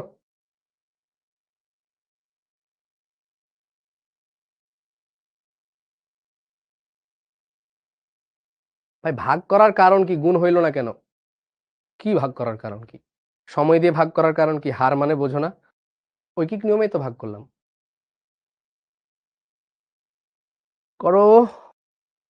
যদি হাইড্রোজেনের তুলনায় সালফার ডাইঅক্সাইডের ঘনত্ব 31 গুণ হয়, তাহলে সালফার ডাইঅক্সাইডের তুলনায় হাইড্রোজেনের ব্যাপন হার কত গুণ হবে? তার মানে ঘনত্ব দেওয়া আছে এখানে, এখানে ঘনত্ব দেওয়া আছে। তো তুমি এক কাজ করবা, ঠিক আছে? তুমি এভাবে একটা কাজ করে ফেলো, এভাবে লিখে ফেলো, হ্যাঁ? তারপরে এখানে লিখো তো সালফার ডাইঅক্সাইড, আর এখানে লিখবা হাইড্রোজেন। প্রথমে যারা বোঝো না তারা এভাবে ম্যাথ করবা, বুঝলে এভাবে করতে পারো, ইজি হয়। তাহলে কি বলা আছে? হাইড্রোজেনের তুলনায় সালফার ডাইঅক্সাইডের ঘনত্ব 31 গুণ বেশি। ওকে, মানলাম। তাহলে এখানে দেখো রো অফ সালফার ডাইঅক্সাইড লিখো, এটা লিখো রো অফ হাইড্রোজেন, ঠিক আছে? বাট তোমাকে একটা জিনিস বলে দিয়েছে, কি বলে দিয়েছে? তোমাকে বলে দিয়েছে যে rho of sulphur dioxide is 31 times of rho of hydrogen, মানে সালফার ডাইঅক্সাইডের ঘনত্ব হাইড্রোজেনের ঘনত্বের 31 গুণ।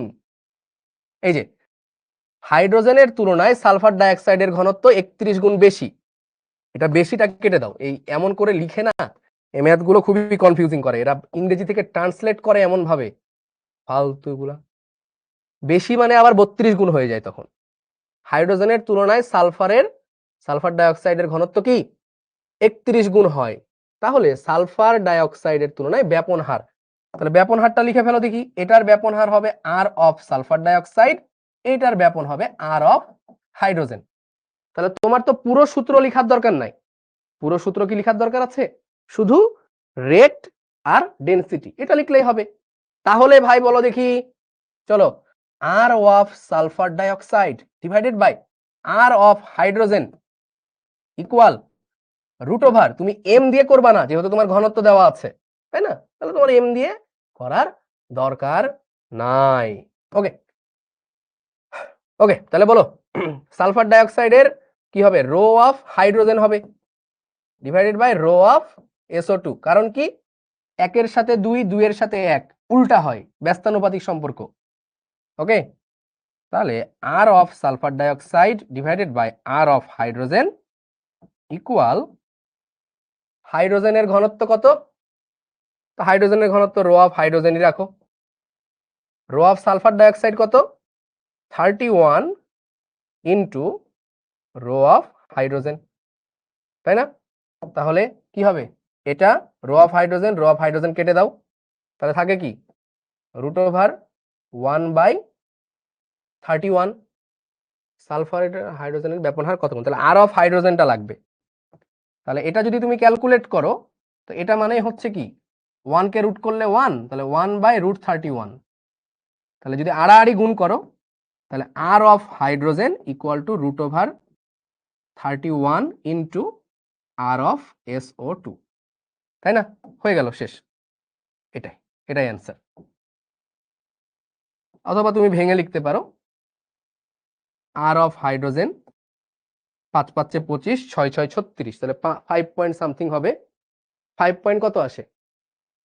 5.65, 5.65 আর অফ সালফার ডাইঅক্সাইড। তাহলে দেখো হাইড্রোজেনের ঘনত্ব ছিল কম, তাহলে হাইড্রোজেনের রেট বেশি। হাইড্রোজেনটা হালকা, তাহলে হাইড্রোজেনের ব্যাপন হার বেশি। ক্লিয়ার? সোজা জিনিস। তাহলে আমাকে কার কার মধ্যে সম্পর্ক, আমার মেন ফর্মুলা এইটা ভাই, আমার মেন ফর্মুলা এইটা। এখন আমাকে বলে দিয়েছে এইটা আর বলে দিয়েছে এইটা, তাহলে আমি কোনটা কোনটা নিয়ে কাজ করব? এইটা নিয়ে কাজ করব, এইটা নিয়ে কাজ করব। Very simple, very simple. Okay, আচ্ছা এবার একটু ঘনত্বর কথাটাতে আসি। যে ভাই ঘনত্ব জিনিসটা তো বাঁচতে পারলাম না, তাই না? এটাই আবার কি? তো লিখো দেখি বাষ্প ঘনত্ব। বাষ্প ঘনত্ব, বাষ্প ঘনত্ব বলতে বোঝায় যে কোন গ্যাস হাইড্রোজেন এর তুলনায় কত গুণ ভারী, কত গুণ ভারী। That's it. হাইড্রোজেনের তুলনায় কত গুণ ভারী, এটা হচ্ছে কি? এটা হচ্ছে বাষ্প ঘনত্ব। মানে এই ক্ষেত্রে ঘনত্বটা হচ্ছে এই ঘনত্ব, ওই ঘনত্ব না, ওই রকম ঘনত্ব না। ঠিক আছে? হাইড্রোজেনের তুলনায় কত গুণ ভারী, সেটা হচ্ছে বাষ্প ঘনত্ব। ঠিক আছে? তাহলে দেখো, তোমাকে যদি বলা হয় যে নাইট্রোজেনের বাষ্প ঘনত্ব কত, নাইট্রোজেনের বাষ্প ঘনত্ব কত, এই বলো, নাইট্রোজেনের বাষ্প ঘনত্ব কত? তাহলে নাইট্রোজেন হাইড্রোজেনের তুলনায় কত গুণ ভারী বলো? দেখি কে পারে এটা।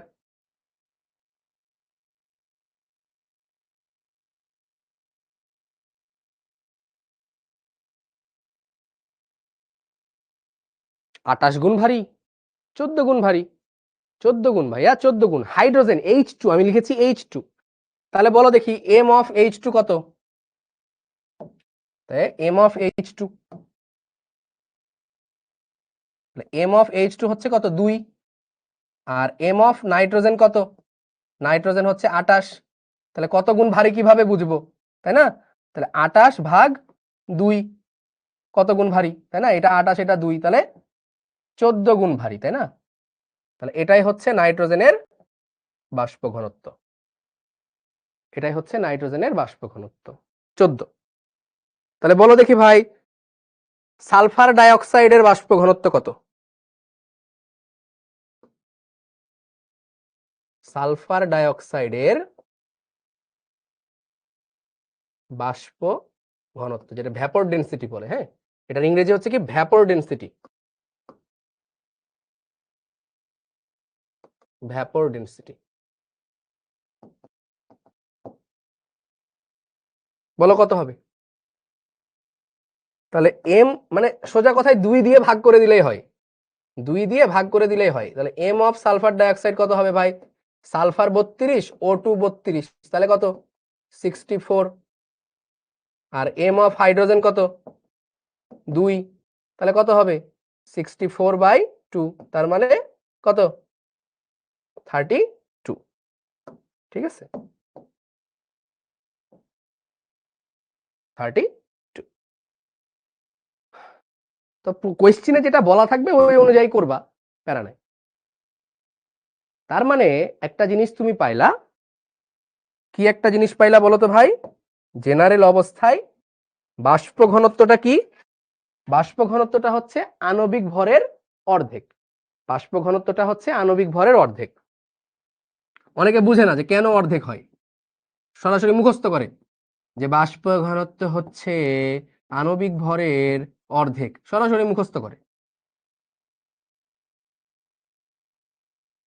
2। কেন 2 দিয়ে ভাগ করলাম? কারণ হাইড্রোজেনের তুলনায় কত গুণ ভারী সেটা আমরা দেখতে চাই। তাহলে ক্লিয়ার বাষ্প ঘনত্ব? বলো ক্লিয়ার কিনা? বাষ্প ঘনত্ব ক্লিয়ার কিনা বলো তো ভাই?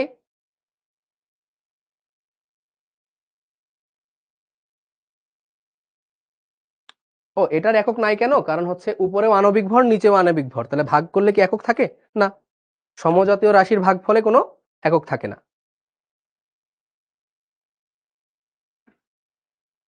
আগের ম্যাথটা একটু দেখি ভাইয়া। আগের ম্যাথে 31 গুণ ছিল, তুমি 31 গুণ দিয়ে করো। আর 31 গুণ বেশি ধরলে এমনিতে 32 হয়ে যায়। এই যে ঠিক আছে, আমি বেশিটা কেটে দিয়েছি। ওকে, সো সো সো এখন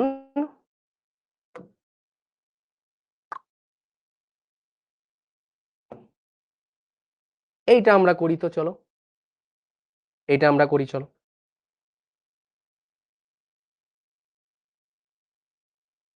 এটা করার পরে আমরা একটা ব্রেক দিব। ব্রেক দেওয়ার পরে আমরা কি করব? থিওরিটিক্যালি প্র্যাকটিক্যালি দেখে দেন আমরা একটা ম্যাথ করব, ঠিক আছে?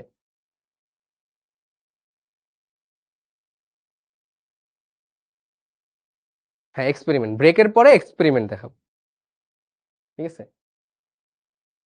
তারপরে আরেকটা ম্যাথ করব ওই এক্সপেরিমেন্ট রিলেটেড। তো ভাই দেখো কি কি বলেছে। নাইট্রোজেন এবং কার্বন ডাই অক্সাইড গ্যাসের আণবিক ভর যথাক্রমে এত এত, এটা না বলে দিলেও হইতো, কেন বলে দিছে আমি জানি না। হ্যাঁ মানে এটা তোমাদের সাথে একটু মস্করা করলো আর কি, তোমাদের সাথে একটু মস্করা করলো। কি একটা অবস্থা, আণবিক ভর এত এত, কি রে ভাই। আচ্ছা, কোন ছিদ্র দিয়ে কার্বন ডাই অক্সাইডের ব্যাপন হার এত সেন্টিমিটার কিউব পার সেকেন্ড। এই বলো এটা কোন ব্যাপন হার দেওয়া? ব্যাপন হারের তো অনেকগুলো কোয়ালিটি আমরা পড়লাম, ক্যাটাগরি আমরা পড়লাম, এটা কোন ব্যাপন হার? Centimetre cube per second. বলো বলো বলো। ভলিউমেট্রিক ফ্লো রেট, তাই না? এক্স্যাক্টলি।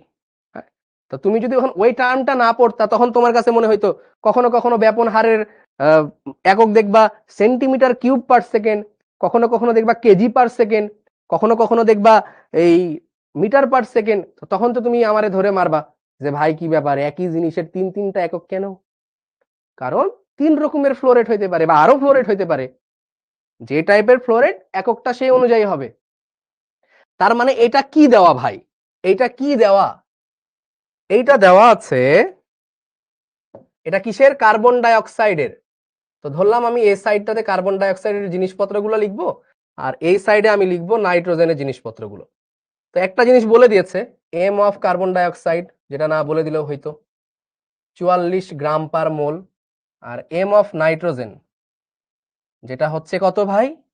যেটা হচ্ছে 28 গ্রাম পার মোল। আমি দেখে লিখতেছি কেন, আচ্ছা যাই হোক।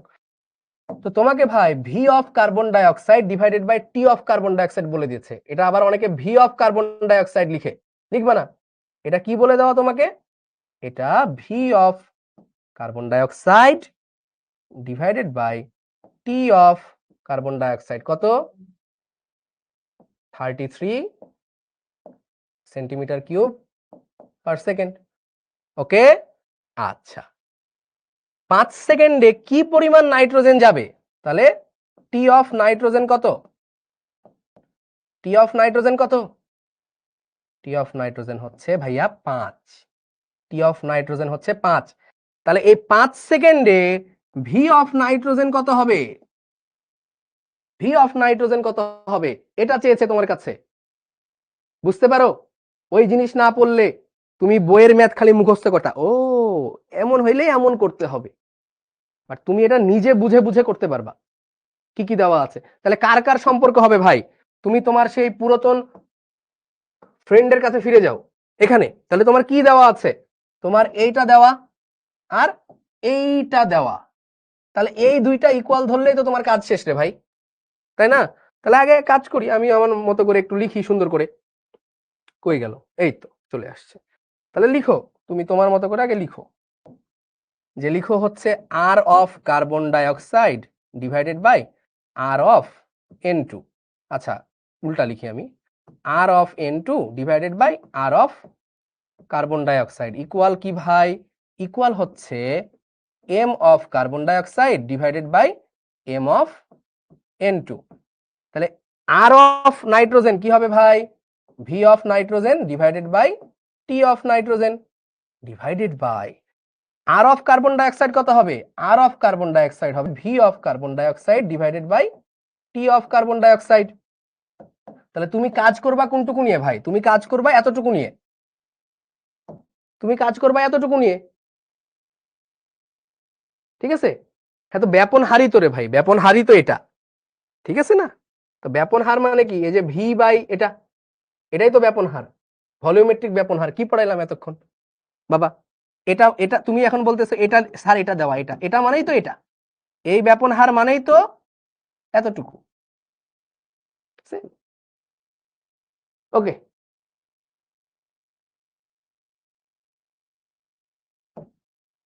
চলো তাহলে এম অফ কার্বন ডাইঅক্সাইড কত 44 ডিভাইডেড বাই নাইট্রোজেনের ভর কত 28 ইকুয়াল ভি অফ নাইট্রোজেন বের করতে হবে, তাহলে V of N2 divided by T of N2 কত ভাই 5, ঠিক আছে 5 কি সেকেন্ড, ওকে 5 সেকেন্ড। তাহলে এককটা খেয়াল রাখবা, এখানে কিন্তু সেকেন্ড, সো এখানেও সেকেন্ড থাকতে হবে, ওকে আচ্ছা, ডিভাইডেড বাই নিচের কত 33, এই যে V of carbon dioxide T of carbon dioxide ওই যে ব্যাপন হার বলেই দিয়েছে, তাহলে 33 পয়েন্ট কত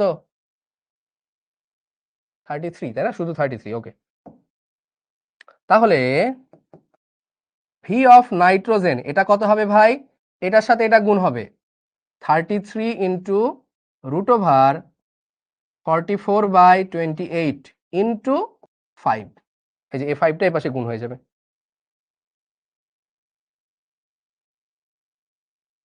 ওকে। স্যার কিউ বুঝি নাই, এখানে তো আমি কিউ কোথাও লিখছি কি, লিখি নাই তো, কত আসে এটা বলো তো, ক্যালকুলেটর, ওই যে ক্যালকুলেটর,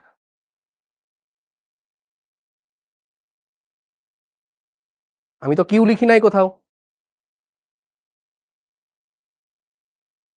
আরে তুমি এন নিচে মন এখানে মন যেখানে মন সেখানে দাও, সূত্র ঠিক থাকলেই হলো। তাহলে 33, আচ্ছা রুট 44/28 ইন্টু 5 ইন্টু 33, 206। তাহলে ভি অফ নাইট্রোজেন কত 206.83 এত সেন্টিমিটার কিউব। এটা আবার সেন্টিমিটার কিউব পার সেকেন্ড লিখো না, কারণ তুমি তো ভি বের করেছো কতটুকু, এটা ক্লিয়ার, ক্লিয়ার কিনা ভাই, ক্লিয়ার কিনা। ও কিউ মানে কোয়েশ্চিন,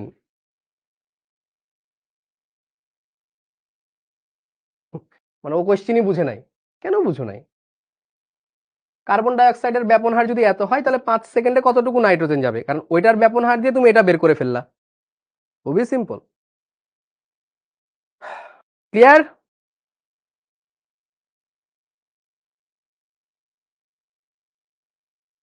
আচ্ছা এটা তোমাদের বইয়ে কিভাবে করে জানো, টি অফ কার্বন ডাইঅক্সাইড কোথায়, এই যে ভি বাই টি, এটাই তো দেওয়া এখানে, এই যে ভি বাই টি দেওয়া, তোমাদের বইয়ে এটা করে অন্যভাবে, ঠিক আছে, ভুলভাল ভাবে। সো ভুলভাল জিনিস করো না, তুমি যে কোনো ম্যাথ আমার মতো করার চেষ্টা করবা, দেখবা মিলে যাবে, ঠিক আছে। কোনটা উপরে কোনটা নিচে কেমনে বুঝবো,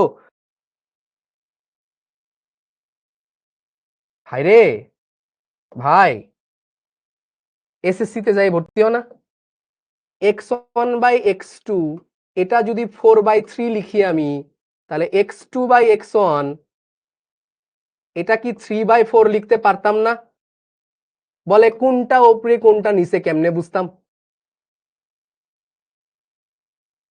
ওকে ওকে ওকে ওকে ওকে, তাহলে এটা হয়ে গেল, ওকে। তো ভালো করে বুঝবা যে কোনটা দেওয়া আছে, ঠিক আছে।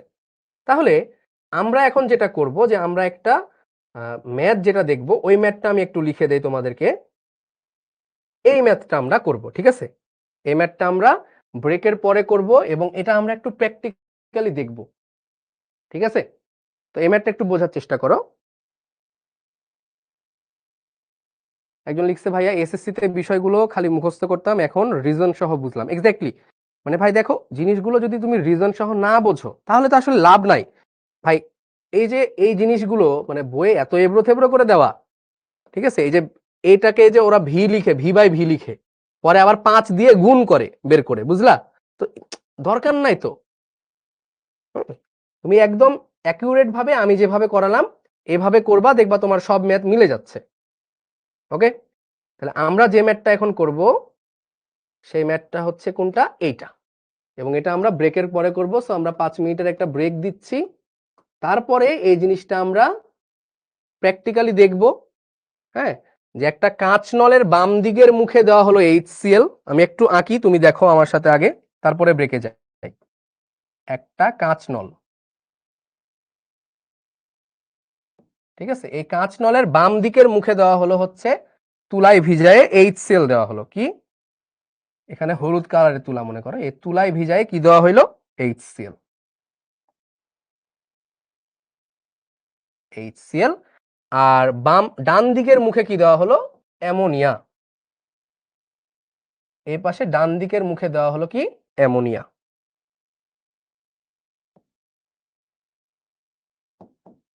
NH3। হ্যাঁ, বলছে কাঁচ নলের বাম দিকের মুখে 5 সেন্টিমিটার এবং ডান দিকের মুখে 5 সেন্টিমিটার করে একই সময়ে প্রবিষ্ট করানো হলো। মানে আচ্ছা, এটা এত পেঁচাইছে কেন এখানে? প্রথম ম্যাথে এত পেঁচাইলে হবে? ঠিক আছে, তুমি এই ম্যাথ বাদ দাও, এই ম্যাথ বাদ দাও আপাতত, আগে এটা বোঝো। HCl দেওয়া হলো, অ্যামোনিয়া দেওয়া হলো, তাহলে ওরা কি করবে? এইখান দিয়ে এসে এসে এসে এসে কি হবে? এখানে সাদা ধোঁয়া তৈরি করবে, তাই না? এটা সাদা ধোঁয়া তৈরি করবে। তোমরা কখনো দেখছো আদৌ যে HCl আর অ্যামোনিয়া দিলে সাদা ধোঁয়া কি আদৌ তৈরি হয়? আদৌ সাদা ধোঁয়া তৈরি হয়? ভাই HCl কি? HCl এইচ সি আর এল, পড়ছো না ছোটবেলায় অ্যালফাবেট?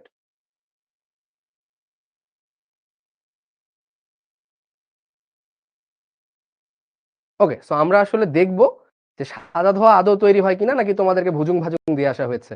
ওই যে বলো না, কেমিস্ট্রি হচ্ছে প্র্যাকটিক্যাল না, কেমিস্ট্রি হচ্ছে হুদাই, কেমিস্ট্রি হচ্ছে ব্যতিক্রম ব্যতিক্রম। তো কেমিস্ট্রি ইজ মোর প্র্যাকটিক্যাল, এটা আমি তোমাদেরকে দেখাই দিব। সাদা ধোঁয়া তৈরি হয় বলতে মানে হয়, কোনো ব্যতিক্রম হবে না এখানে। ওকে, তাহলে 5 মিনিট ব্রেক। কয়টা বাজে এখন? 7:40। তাহলে আমরা ক্লাস শুরু করব হচ্ছে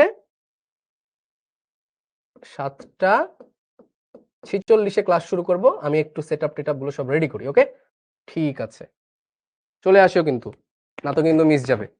ওকে, অলমোস্ট 7 মিনিট ব্রেক দিয়ে দিচ্ছি। ওকে।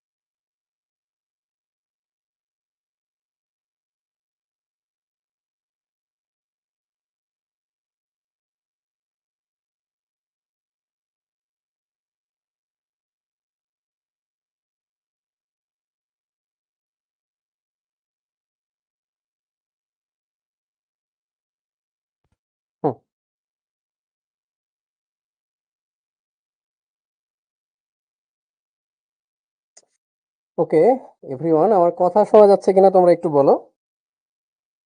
কথা শোনা যাচ্ছে আমার? So, আমরা কিন্তু আগে একটু সেফটি নিয়ে ফেলেছি, ঠিক আছে? কথা শোনা যায়? ওকে, কথা শোনা যাচ্ছে, তাই না? সাবাস। তাহলে আমরা একটু দেখি তো কতজন আসছে। ওকে, একটা মিনিট ওয়েট করি, সবাই আসুক। সো আমি যে, হ্যাঁ, অ্যাপ্রন লাগবে না। তো আমি যে এই যে এত সেফটি নিয়ে কাজ করছি, তো এটাতে তোমরা বুঝতেই পারছো যে হচ্ছে মানে কতটা রিস্কি হইতে পারে। কারণ হচ্ছে এখানে HCl, এটা তো একটা অ্যাসিড, আর অ্যামোনিয়া মিলে এখানে হচ্ছে অ্যামোনিয়াম ক্লোরাইড তৈরি করবে। এই যে আমার, হ্যাঁ, নাকে ঝাঁজ চলে আসতেছে। সো নিয়ে ফেলতেছি এবং আমি অন্য একটা চশমা পরে ফেলতেছি, যে চশমাতে আসলে পাওয়ার নাই। ঠিক আছে, আমি কিছু দেখতে পারবো না comment. So okay, let's start. Okay, তাহলে আমরা ওই সেটআপে চলে যাচ্ছি। তাহলে আমরা দেখব হচ্ছে যে HCl এ পাশে দেওয়া হচ্ছে, এ পাশে অ্যামোনিয়া দেওয়া হচ্ছে। তো আসলে যে সাদা ধোঁয়া তৈরি হয়, এটা কিন্তু আমাদের অনেকের কনফিউশন থাকে যে, এই দূর, কিসের সাদা ধোঁয়া তৈরি হয়? কোনো সাদা ধোঁয়া তৈরি হয় না, হুদায় পড়াইতেছে। না, সাদা ধোঁয়া আসলেই তৈরি হয়। তো আমরা এখন দেখবো যে সাদা ধোঁয়া কিভাবে তৈরি হয়। সো দেখো, এটা হচ্ছে অ্যামোনিয়া, ঠিক আছে? এটা হচ্ছে অ্যামোনিয়া, আর এখানে আছে হচ্ছে HCl। তা আমি হচ্ছে এইখানে কিছু পরিমাণ অ্যামোনিয়া আগেই নিয়ে রাখছি, আবার হচ্ছে আমি এইখানেও কিছু অ্যামোনিয়া নিয়ে রাখছি আগে, ঠিক আছে? এই যে এখানে দেখো, কিছু অ্যামোনিয়া নিয়ে রাখছি। এখন আমি যদি এগুলোর মধ্যে HCl দেই, তাহলেই কিন্তু ভাই সাদা ধোঁয়া তৈরি হবে। তো আমি গ্লাভসও পরে নিছি। তো চলো আগে আমি এই বিকারের মধ্যে আগে আমি HClটা একটু ঢেলে নিই, ঠিক আছে? এই বিকারের মধ্যে আমি HCl ঢেলে নিলাম। এখন এই HClটা আমি যদি এর ভিতরে দেই, তাহলে সাদা ধোঁয়া তৈরি হবে। আসলে দেওয়া লাগে না, যদি হচ্ছে আমি এমনিতে ধরে রাখি, তাও কিছুক্ষণ পরে আসলে সাদা ধোঁয়া তৈরি হবে। বাট আমাদের কাছে অত সময় নাই যে আমরা আসলে ধরে ধরে রাখবো। কিছুক্ষণ ওয়েট করলে এমনিতে সাদা ধোঁয়া তৈরি হতে থাকবে চারদিকে। হ্যাঁ, তো চলো আমরা একটু দেই। অলরেডি সাদা ধোঁয়া তৈরি হওয়া শুরু করে দিয়েছে, আমি দেখতে পাচ্ছি। চলো দেখি, দেখতে পাচ্ছ তোমরা সাদা ধোঁয়া তৈরি হচ্ছে কিন্তু। এবং এই যে সাদা ধোঁয়াটা তৈরি হচ্ছে, এগুলো প্রত্যেকটাই কিন্তু অ্যামোনিয়াম ক্লোরাইড। দেখছো, এই যে সাদা ধোঁয়া, ঠিক আছে? সো এটাই হচ্ছে অ্যামোনিয়াম ক্লোরাইড, এবং এটার ভাই মানে স্মেল খুবই ঝাঁঝালো, চোখ মুখ জ্বলাই দেওয়ার মতো হবে, ঠিক আছে? জিমি ভাই ছিল, জিমি ভাই পালাই গেল। সো দেখতেই পাচ্ছ। ওকে,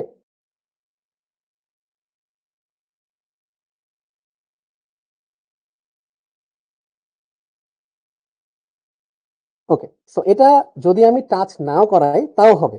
যেমন আমি তোমাদেরকে একটু দেখাই, যে মনে করো এখানে আমি অ্যামোনিয়াটা ঢেলে দিলাম। এখানে দেখো,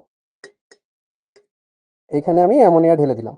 একটু বেশি করে অ্যামোনিয়া নেই নাকি? আর একটু বেশি করে আমি অ্যামোনিয়া নিলাম, এবং এই জিনিসটাকে আমি একটু সাইডে সরাই ফেললাম, ঠিক আছে? আর এইটাতে আমি নিচ্ছি হচ্ছে HCl।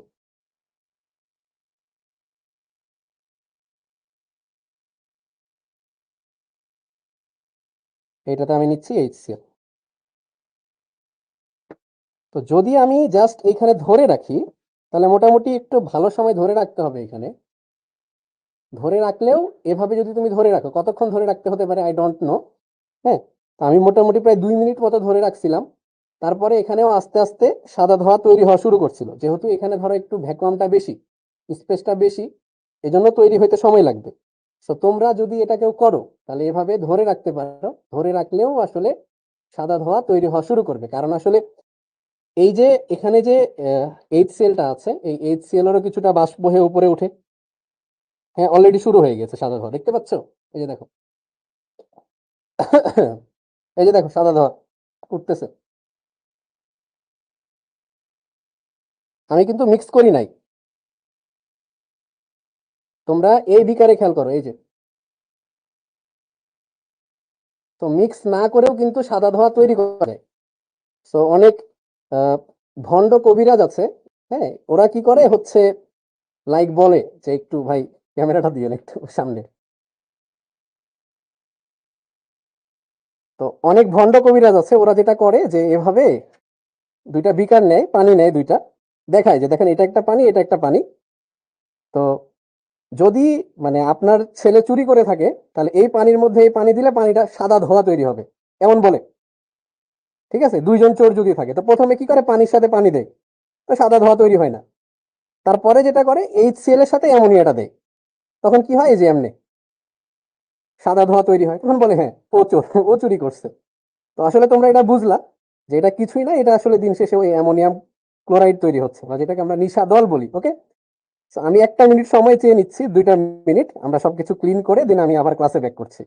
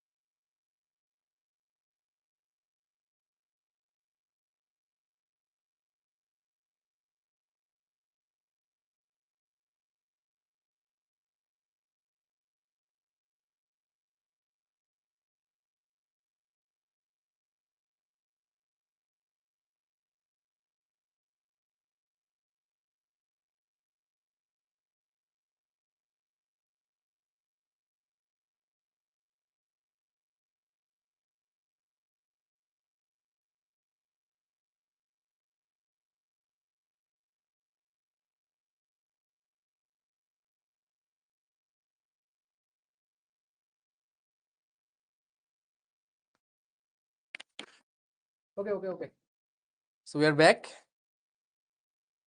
তো এই যে আমরা যেটা করলাম এখন, মানে পুরো অফিস বলা যায় আর কি, সবারই সমস্যা হয়ে গেছে এই যে স্মেলে। সো এটা কেউ করবা না, কখনোই করবা না, করলেও ফাঁকা জায়গায় যেয়ে, হ্যাঁ, প্রপার সেফটি নিয়ে এটা করবা, তাছাড়া কিন্তু একদম অবস্থা খারাপ হয়ে যাবে। সো যেটা আমরা দেখলাম যে এই দুইটা গ্যাস যদি আমরা মিক্স করাই তাও সাদা ধোঁয়া তৈরি হবে, যদি মিক্স না করাই তাও সাদা ধোঁয়া তৈরি হবে। কারণ কি, ওই যে মিক্স না করালাম তাও যে সাদা ধোঁয়া তৈরি হলো, এটার রিজনটা কি, এটার রিজনটা কি সেটা আমরা এখন একটু দেখবো, তাই না? তো রিজনটা যেটা হলো যে HCl এও কিছুটা মানে ফিউমিং HCl কিছুটা গ্যাস থাকে। তো এই গ্যাসটা কি করে, এভাবে ট্রাভেল করা শুরু করে, এইদিকে যাওয়া শুরু করে।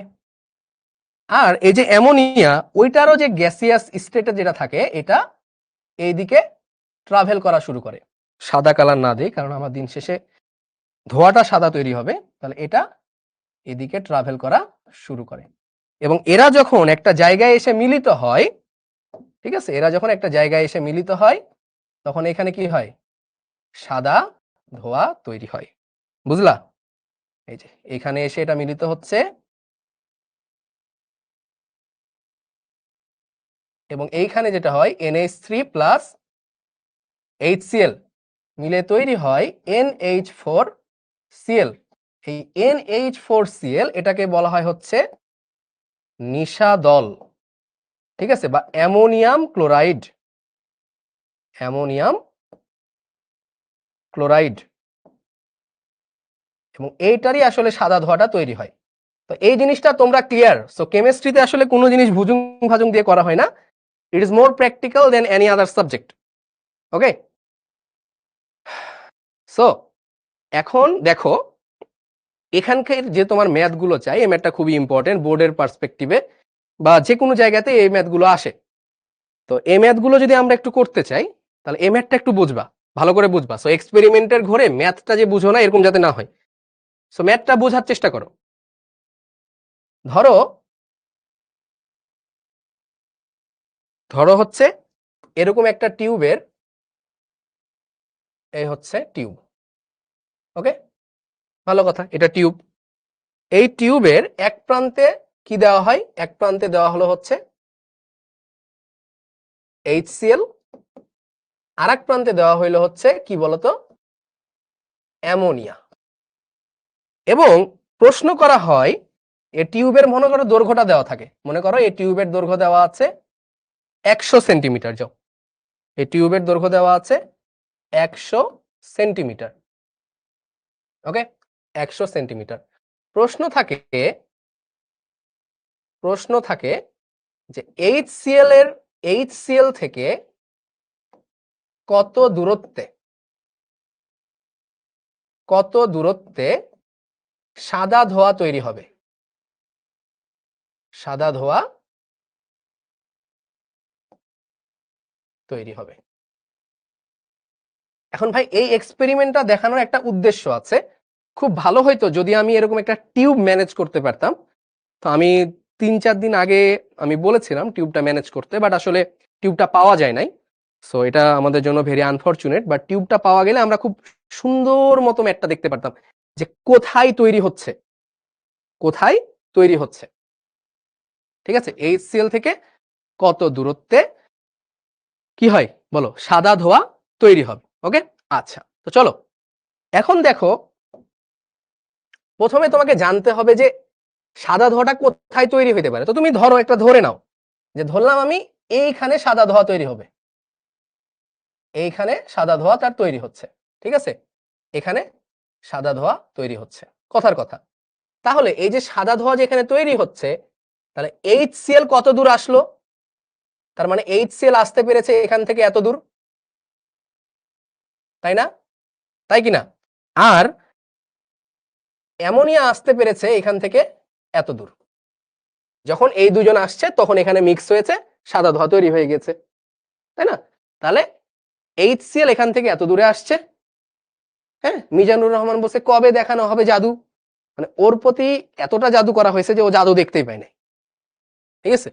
আর এইখান থেকে অ্যামোনিয়া আসছে এত দূর, খুব সুন্দর মতো সাদা ধোঁয়া তৈরি হয়ে গেছে। তাহলে আমরা এই দূরত্বটাকে লিখতে পারি L অফ HCl, এতটুকু দূরত্ব। আর এতটুকু দূরত্বকে আমরা কি লিখতে পারি? L of NH3। ওকে, ভালো কথা। আচ্ছা, তাহলে একটা কথা বলো দেখি, এই L অফ NH3 এটা না লিখে আমরা এটা লিখতে পারি না? পুরোটা যেহেতু 100, আচ্ছা এক কাজ করো, বাদ দেই, লিখো L অফ NH3। তাহলে কি একটা কথা বলা যায় যে L of HCl plus L of NH3 equal 100 centimetre? বলা যায়? এতটুকু ক্লিয়ার? বলো তো, আগের ম্যাথটা পারবা, এর ম্যাথটা পারলে। HCl গেল এতটুকু, আর অ্যামোনিয়া আসলো এতটুকু, তাহলে এরা দুইজন এসে মিলিত হইলো, তাহলে ও যতটুকু গেল আর ও যতটুকু আসলো, এ দুইটা মিলেই তো 100, তাই না? আচ্ছা, তাহলে আমি এল অফ HCl টা রাখি, এল অফ NH3 টা মনে করো আমি বের করতে চাচ্ছি। ও মনে করো এল অফ HCl বের করতে চাচ্ছি, যাও এল অফ NH3 একটা করলেই হলো, কোনো সমস্যা নাই। 100 মাইনাস এল অফ HCl, তাহলে এটা আমি পেয়ে গেলাম। ওকে, আচ্ছা, ভালো কথা। তো আমার আসলে এল অফ HCl টাই লাগবে, যে HCl থেকে কত দূরে সাদা ধোঁয়াটা তৈরি হচ্ছে। আচ্ছা বলো তো, সাদা ধোঁয়াটা কার কাছে তৈরি হবে, মানে কোন গ্যাস থেকে কাছে তৈরি হবে, তোমার কি মনে হয়? আরে বাবা, আমি এটা আমার মতো করে বানিয়ে দিয়েছি, ঠিক আছে, আগের ম্যাথের মতো না, এটা আমি আমার মতো বানিয়ে দিয়েছি। তাহলে কি মনে হয় তোমার, কোন গ্যাসের কাছাকাছি সাদা ধোঁয়া তৈরি হবে? কমন সেন্স কি বলে? HCl এর কাছে নাকি অ্যামোনিয়ার কাছে? সো দেখো, অ্যামোনিয়ার যে ভর, অ্যামোনিয়ার ভর কত? M of NH3 আণবিক ভর, নাইট্রোজেনের হচ্ছে 14 আর 3 17, আর M of HCl কত হবে বলো তো? M of HCl হচ্ছে 35.5 আর হচ্ছে 1, তাহলে 36.5, 36.5, তাই না? আচ্ছা, তার মানে ভাই, যে গ্যাসের ভর কম সে দ্রুত দ্রুত দৌড়ায় যাবে, সে দ্রুত দৌড়ায় যাবে। তাহলে দেখো, এখানে আছে HCl, এইখানে আছে HCl, এইখানে আছে অ্যামোনিয়া, এটা কি অ্যামোনিয়া, এখানে আছে HCl। তাহলে দুইজন মনে করো একই সাথে দৌড় শুরু করলো, দুইজন একই সাথে দৌড় শুরু করলো, ওর বেগ বেশি, ও মনে করো দৌড়ায় এত দূর চলে আসলো, ও তখন মনে করো দৌড়ায় মাত্র এত দূর আসতে পারছে, তাই না? ও দৌড়ায় বেশি আগে চলে আসবে না, আর তো বেগ কম, ভর বেশি বেগ কম, তাহলে ও আস্তে আস্তে যাইতেছে। মনে করো এটা, ঠিক আছে, এর বেগ বেশি, ও কি করবে, দৌড়ায় এখানে চলে আসবে। ও মনে করো খালি পাটা একটু ফেলছে, ধুম করে চলে আসবে, ঠিক আছে। তা এটা যদি টিউব পাইতাম তাহলে দেখতা যে HCl এখানে দিতাম, অ্যামোনিয়া এখানে দিতাম, একটু তুলায় ভিজায়ে, এখানে তুলায় ভিজায়ে HCl ঢুকাই দিতাম, এখানে অ্যামোনিয়া ঢুকাই দিতাম, দেখতা সাদা ধোঁয়াটা HCl এর খুব কাছাকাছি তৈরি হয়েছে, HCl এর খুব কাছাকাছি তৈরি হয়েছে, বুঝলা? তো এটাই হচ্ছে আমাদেরকে বের করতে হবে যে এতটুকু কত। আচ্ছা, তাহলে বলো তো, টি অফ HCl আর টি অফ অ্যামোনিয়া এই দুইটা কি সমান নাকি আলাদা আলাদা, এটা বুঝতে হবে এবার। টি অফ HCl মানে এটা তোমরা মুখস্থ করে আসতা, বাট এখন মুখস্থ করা যাবে না, বুঝতে হবে। টি অফ HCl আর টি অফ অ্যামোনিয়া এই দুইটা কি সমান সমান নাকি আলাদা?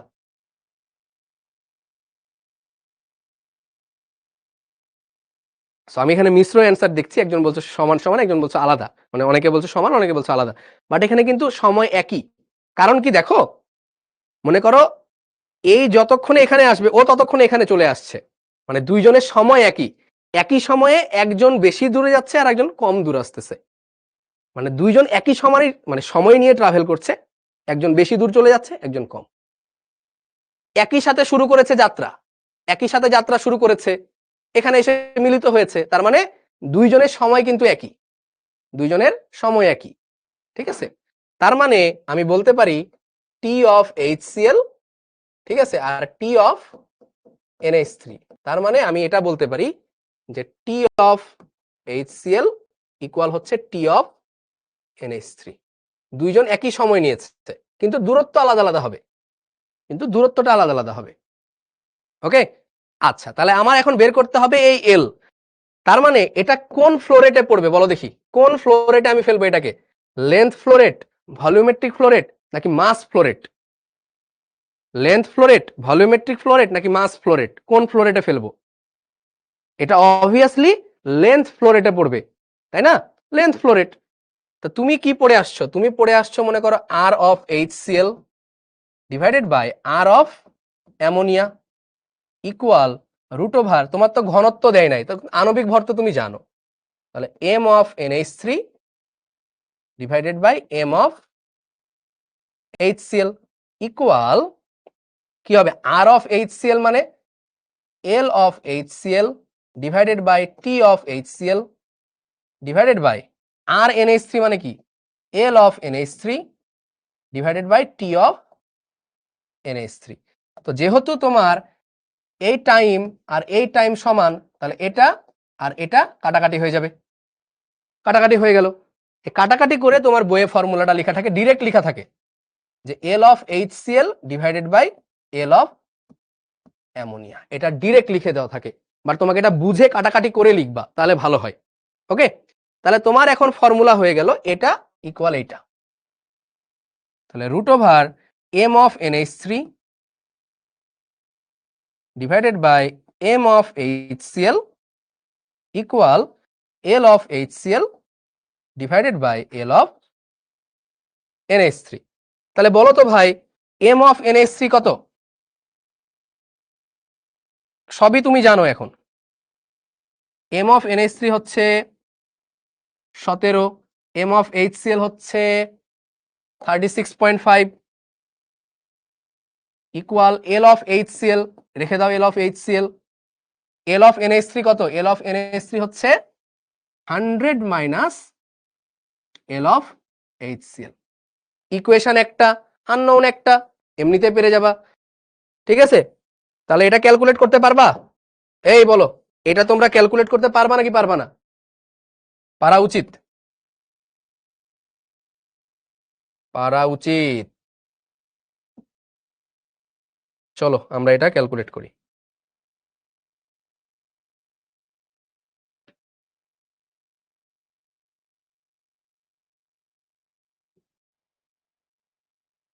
চলো,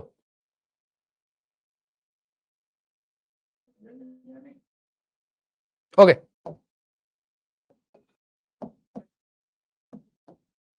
এই যে দিলাম। এরপরে দেখো তাহলে এটার মান কত আসে?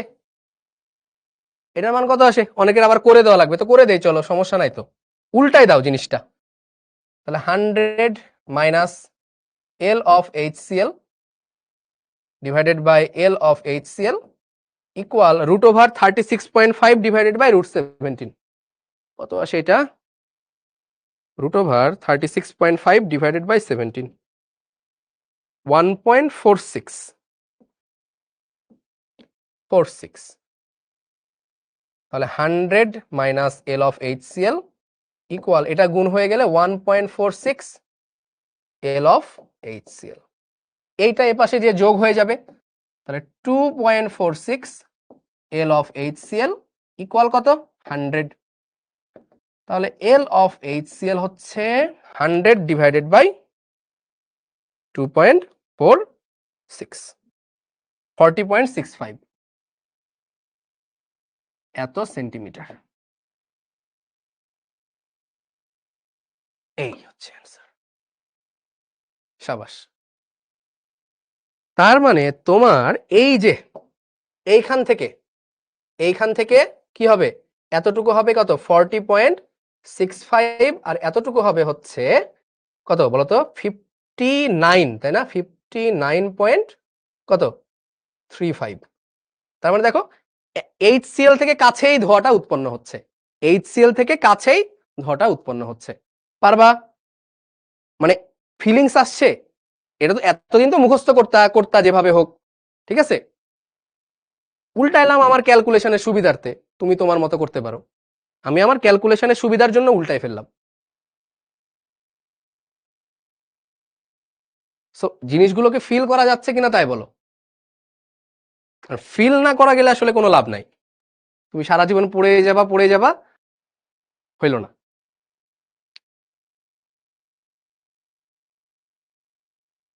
এই এটা 2 হবে, এটা এই পাশে গেলে যোগ হবে না?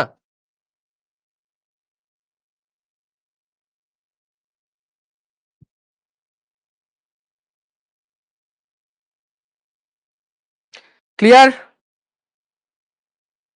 সো ক্লাসে, লাইভ ক্লাসে এইভাবে এই জিনিসটা দেখানো, এটা কিন্তু তুমি যে কোনো জায়গায় দেখতে পারো, বাংলাদেশের আর কোথাও আছে কিনা বা তোমরা কোথাও দেখছো কিনা এটা অবশ্যই তোমরা জানাইতে পারো।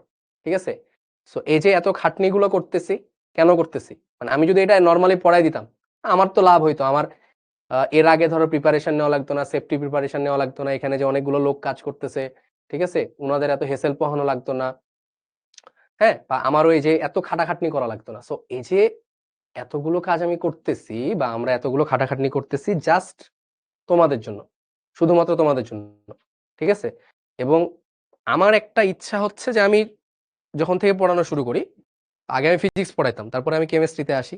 তো কেমিস্ট্রি পড়াইতে যাই আমি যেটা দেখি যে হচ্ছে সবাই বলে যে কেমিস্ট্রি নাকি তারা ফিল করতে পারে না বা কেমিস্ট্রির লজিক গুলো তারা মিলাইতে পারে না। তো এটার মেন রিজন হচ্ছে কেমিস্ট্রি এতটাই প্র্যাকটিক্যাল, এতটাই প্র্যাকটিক্যাল, এতটাই প্র্যাকটিক্যাল যে আসলে লজিক মিলানো পারে না, কোনোভাবে লজিক মিলাইতে পারে না, ঠিক আছে? চোখে দেখে মানে যদি তুমি চোখে না দেখো জিনিসটা তাহলে আসলে বোঝা যায় না, বুঝতে পারলা? সো অবশ্যই অবশ্যই তোমরা এগুলা জানাবা, যে রিভিউ দিবা ক্লাসগুলো কেমন হইতেছে বা তোমরা আরো কি কি চাও, ঠিক আছে? তোমরা যে যত চাইবা আমরা তত দেওয়ার চেষ্টা করব। সো অবশ্যই অবশ্যই তোমরা শিখবো জিতবোতে জানাবা, এই ক্লাসগুলো রিভিউ দিবা আজকের, ঠিক আছে? অবশ্যই যেটা শিখলা তোমরা তন্ত্র মন্ত্র each and everything, okay?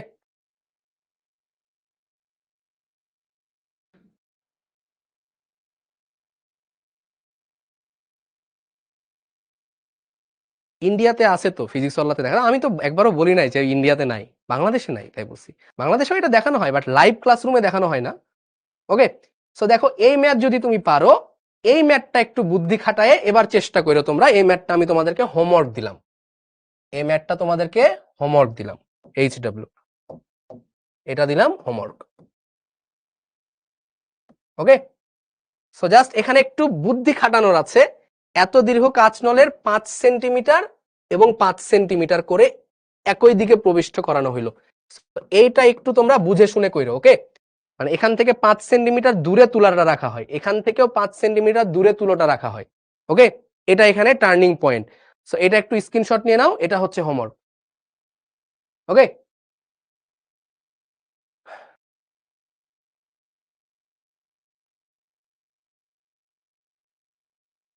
Clear?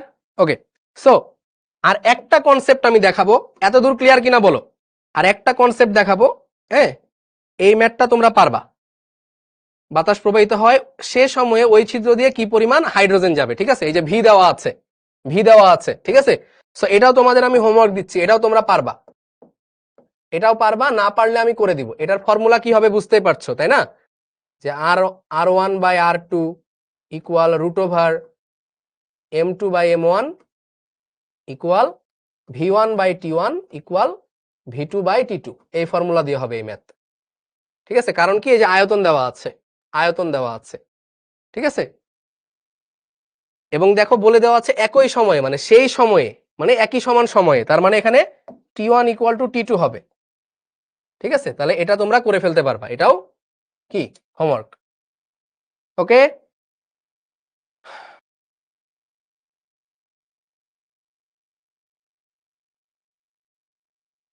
ওকে,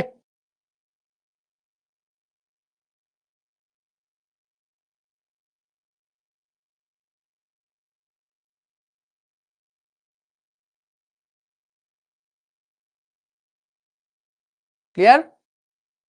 আচ্ছা, আপেক্ষিক ঘনত্ব মানে ওই যে হাইড্রোজেনের তুলনায় কত গুণ ভারী, একই জিনিস। আপেক্ষিক মানে কি, একজনের সাথে তুলনা দেওয়া, তাই না? আপেক্ষিক মানে কি, একজনের সাথে তুলনা দেওয়া, ওকে?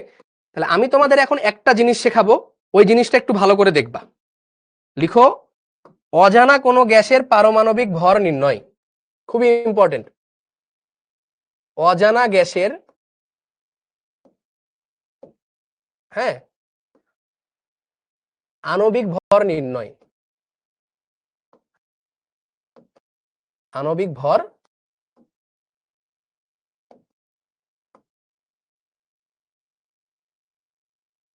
নির্ণয়, ওকে? খুবই খুবই খুবই খুবই গুরুত্বপূর্ণ জিনিস এটা, কয়েক মিনিটের থিওরি, কয়েক মিনিটের থিওরি। আচ্ছা তোমরা বলো দেখি, বাতাসের আণবিক ভর কত? বাতাসের আণবিক ভর কত?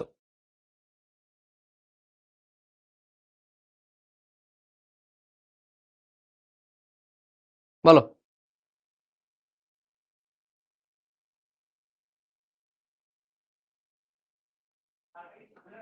বাতাস, এয়ার, এয়ারের আণবিক ভর কত?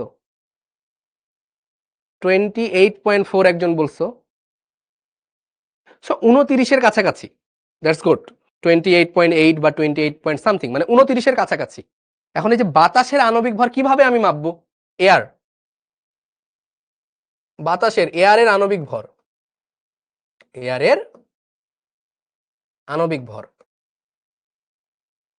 তো ভাই এটা আমি কিভাবে পাবো? হ্যাঁ, এয়ার বলতে তো কোনো কিছু আমি পড়ি নাই। তো আসলে ভাই দেখো, এয়ার মানে হচ্ছে একটা গ্যাস মিক্সচার। এখানে অজানা গ্যাস লিখো বা গ্যাস মিক্সচার লিখো। গ্যাস মিক্সচার মানে গ্যাসের মিশ্রণ। তো এয়ার মানে কি ভাই বলতো? ইন জেনারেল যদি আমি ধরি, এয়ার মানে হচ্ছে 78% কি অক্সিজেন, তাই না? তারপরে 21% হচ্ছে কি, সরি 78% নাইট্রোজেন, 78% নাইট্রোজেন, 21% অক্সিজেন, আর আদার্স গ্যাসগুলো হচ্ছে 1%। আদার্স যত গ্যাস আছে সব মিলায় 1%। তো আমি বাকি 1% যাও কার্বন ডাই অক্সাইড ধরে ফেললাম কথার কথা, ঠিক আছে? নাও ধরতে পারো, তুমি এক কাজ করো, এটাকে আচ্ছা যাও 1%ই কার্বন ডাই অক্সাইড ধরে নাও, সমস্যা নাই। ও মা, এখানে কি হচ্ছে? 1% কার্বন ডাই অক্সাইড। এইটা যদি তোমাকে জানা থাকে, এইটা যদি তোমাকে বলে দেওয়া থাকে, তাহলে তুমি খুব ইজিলি আণবিক ভর বের করে ফেলতে পারো এয়ারের। এবং এই ইনফরমেশন থেকে তোমাকে বের করতে হবে, বুঝলা? ধরে নাও ধরে নাও ধরে নাও ধরে নাও ধরে নাও 1%, ঠিক আছে? ধরে নাও, কত কি ধরে নেই আমরা জীবনে। তাহলে এখান থেকে তুমি এয়ারের আণবিক ভর বের করতে পারবা। কিভাবে করবা? এইভাবে করব আমরা। তাহলে মলিকুলার ওয়েট অফ এয়ার, ভাই নাইট্রোজেন কতটুকু আছে? 78%। তাহলে 78/100 ইন্টু নাইট্রোজেনের আণবিক ভর প্লাস অক্সিজেন কত পার্সেন্ট আছে? 21, তাহলে 21/100 ইন্টু অক্সিজেনের আণবিক ভর প্লাস কার্বন ডাই অক্সাইড কত পার্সেন্ট আছে? 1%, তাহলে 1/100 ইন্টু কত? কার্বন ডাই অক্সাইডের আণবিক ভর। ওকে, হইল? এই হচ্ছে, এইভাবে বের করতে হয় কত পার্সেন্ট ইন্টু তার আণবিক ভর, কত পার্সেন্ট ইন্টু তার আণবিক ভর, কত পার্সেন্ট ইন্টু তার আণবিক ভর। খুবই সিম্পল, ঠিক আছে? তাহলে এটা যদি তোমরা করো, তাহলে 0.78 ইন্টু নাইট্রোজেন হচ্ছে 28 প্লাস 0.21 ইন্টু 32 প্লাস 0.01 ইন্টু হচ্ছে কত বলো তো? এটা 44। এটা অ্যাপ্রোপ্রিয়েট না, সবগুলো মিলাইলে 29-এর কাছাকাছি আসে আর কি। তাহলে 0.78 into 28 plus 0.21 into 32 plus 0.001 sorry 0.01 into 44, 29 appropriate, 29 গ্রাম পার মোল। ওকে বাচ্চা লোক, ক্লিয়ার? সো এভাবে তোমাকে যদি যে কোনো গ্যাস মিশ্রণের আণবিক ভর বের করতে বলে পারা যাবে। একটা হোমওয়ার্ক দিয়ে যাব নাকি আরেকটা করে দিব? বলো, তোমরাই বলো, পারা যাবে নাকি আরেকটা করে দিব? আপেক্ষিক গুরুত্ব হচ্ছে কোন বস্তুর ঘনত্ব পানির তুলনায় কত গুণ। আপেক্ষিক গুরুত্ব হচ্ছে পানির তুলনায় কত বেশি ঘন। তরলের ক্ষেত্রে আমরা আপেক্ষিক গুরুত্ব কথাটা ইউজ করি, স্পেসিফিক গ্র্যাভিটি। আচ্ছা আরেকটা করে দে, হ্যাঁ চলো। ধরো এখানে একটা গ্যাস মিশ্রণ আছে, ঠিক আছে? এখানে একটা গ্যাস মিশ্রণে মনে করো হচ্ছে 80% ওজন, ওজন গ্যাস। এটা কি? ওজন গ্যাস। আর হচ্ছে 20% অক্সিজেন গ্যাস আছে। তাহলে এই গ্যাস মিশ্রণের আণবিক ভর কত? গ্যাস মিশ্রণের আণবিক ভর কত?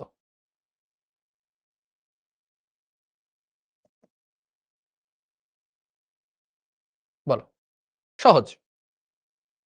কোন একটা গ্যাস মিক্সচারে আছে কি 80% ওজন আর 20% অক্সিজেন, তাহলে ওই গ্যাস মিশ্রণের আণবিক ভর কত? হ্যাঁ, পার্সেন্টেজ দেওয়া থাকবে অথবা বের করতে বলবে, ঠিক আছে? জিনিসগুলো সিম্পল। হ্যাঁ O3 হয়, এটাকে ওজন বলা হয়, ওজন গ্যাস। আচ্ছা সুরাইয়া অলরেডি বলে ফেলছে 44.8, 56, 32, হ্যাঁ এরকমই হবে, 44, 45 এর কাছাকাছি।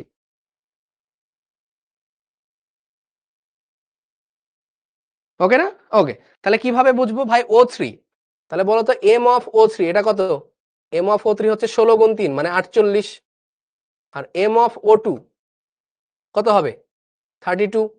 তাহলে আমার M of mixture, M of gas কত হবে? এটা কত আছে? 80%, তাহলে 0.8 গুণ M of O3 plus 0.2 into M of O2, তাহলে 0.8 ইন্টু 48 প্লাস 0.2 ইন্টু 32, এটা করলে কত আসে?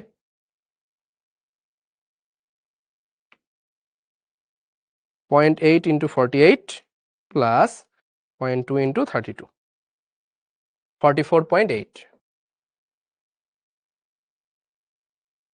ক্লিয়ার? তাহলে আমরা কোন একটা গ্যাস মিক্সচার যখন থাকবে তখন কিভাবে তার আণবিক ভর বের করব? এই বাবারা বুঝতে পারছো? বলো। ক্লিয়ার? ক্লিয়ার?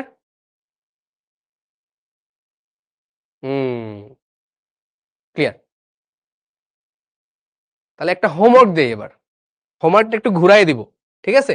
হোমওয়ার্কটা একটু গোলক ধাঁধা করে দিব। চলো, হোমওয়ার্কটা হচ্ছে কোন একটা জায়গায় X%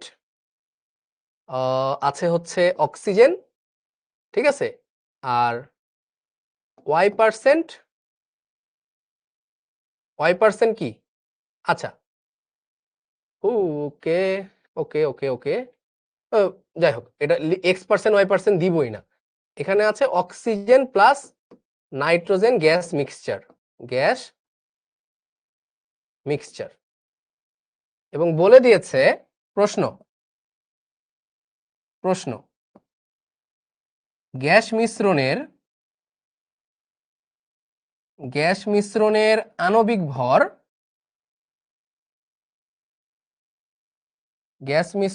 আণবিক ভর, যদি হয় কত, যাও 28, 28 না, 28.50, তাহলে কোন গ্যাস কত পার্সেন্ট আছে? কোন গ্যাস কত শতাংশ বিদ্যমান? রিভার্স ম্যাথ এবার, হ্যাঁ রিভার্স ওয়েতে করতে হবে, মানে আগে পার্সেন্টেজ বলে দিত, আণবিক ভর বের করতে বলতো, এবার আণবিক ভর বের করে বলে দিয়েছে, পার্সেন্টেজ বের করতে হবে। ওকে, ইজি, হ্যাঁ ইজি। তো কেমন লাগলো ভাই ক্লাস, বলো?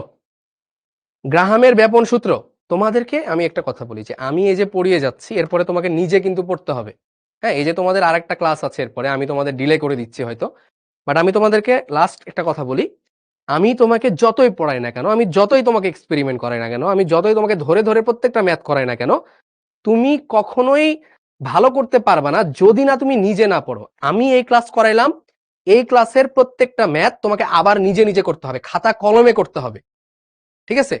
এবং আমি তোমাকে এতটুকু গ্যারান্টি তো দিচ্ছি ভাই, যে পরিমাণ ডেডিকেশন নিয়ে আমি তোমাদেরকে দেখাইতেছি, যে পরিমাণ কেমিস্ট্রি আমি তোমাদেরকে দেখাইতেছি, কেমিস্ট্রির নলেজ তুমি এর বাইরে কোথাও পাবা না, ঠিক আছে? নেভার, এ তুমি পাইতেই পারো না, ঠিক আছে? সো কি করতে হবে তোমাকে এটা মাথায় রাখো। এত কিছুর পরেও যদি তুমি কখনো ফেইলিয়ার হয়ে যাও, কেমিস্ট্রিতে মার্ক কম পাও, তখন তুমি দোষটা কাকে দিবা? তখন কিন্তু নিজেকে দোষারোপ করতে হবে, এটা কিন্তু সব থেকে বড় সমস্যা। তাহলে অবশ্যই পড়তে হবে, বেশি বেশি করে পড়তে হবে, এত কিছু দেখানোর পরেও যাতে রেজাল্ট খারাপ না হয়, বুঝলা? দিন শেষে পরিশ্রমটা নিজে করতে হয়, খাতায় লিখে আসতে হবে নিজেকে, ঠিক আছে? তুমি মানে আমাদের সময় যেটা হইতো, আমি তো ওই ভাইয়ের কাছে পড়ি, ওই ভাই তো সেই পড়ায়, মাখন পড়ায়, তুখর পড়ায়, এবং দিন শেষে ওই পোলাপানগুলো যে রেজাল্ট খারাপ করতো। সো তুমি ভালো, আমি পড়াইতেছি কিনা সেটা তো তোমরা ভালো বুঝবা আরো, ঠিক আছে, বাট রেজাল্টে যাতে তোমাদের মানে আন্ডা না পাও, এটা মাথায় রাখো। এত কিছুর চক্করে পড়ে পড়াশোনা ফেলে রাখো না, যে ভাই তো পড়াইতেছে বুঝতেছি হয়ে যাবে, না, নিজে না পড়লে কখনোই হবে না। ওকে, ওজনের ইয়া বলছে স্ট্রাকচার, ওজন হচ্ছে এই 1 2 2 1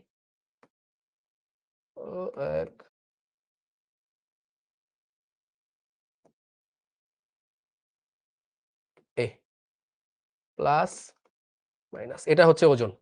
ঠিক আছে, O3। তো ঠিক আছে, তাহলে আজকে এই পর্যন্তই। সবাই ভালো থাকো, সুস্থ থাকো, এবং অবশ্যই শিখবো জিতবোতে দেখাই দিবা সাদা ধোয়া কেমনে তোমরা তৈরি করছো। বেস্ট অফ লাক, দেখা হবে আবারও ক্লাসে। আসসালামু আলাইকুম সবাইকে।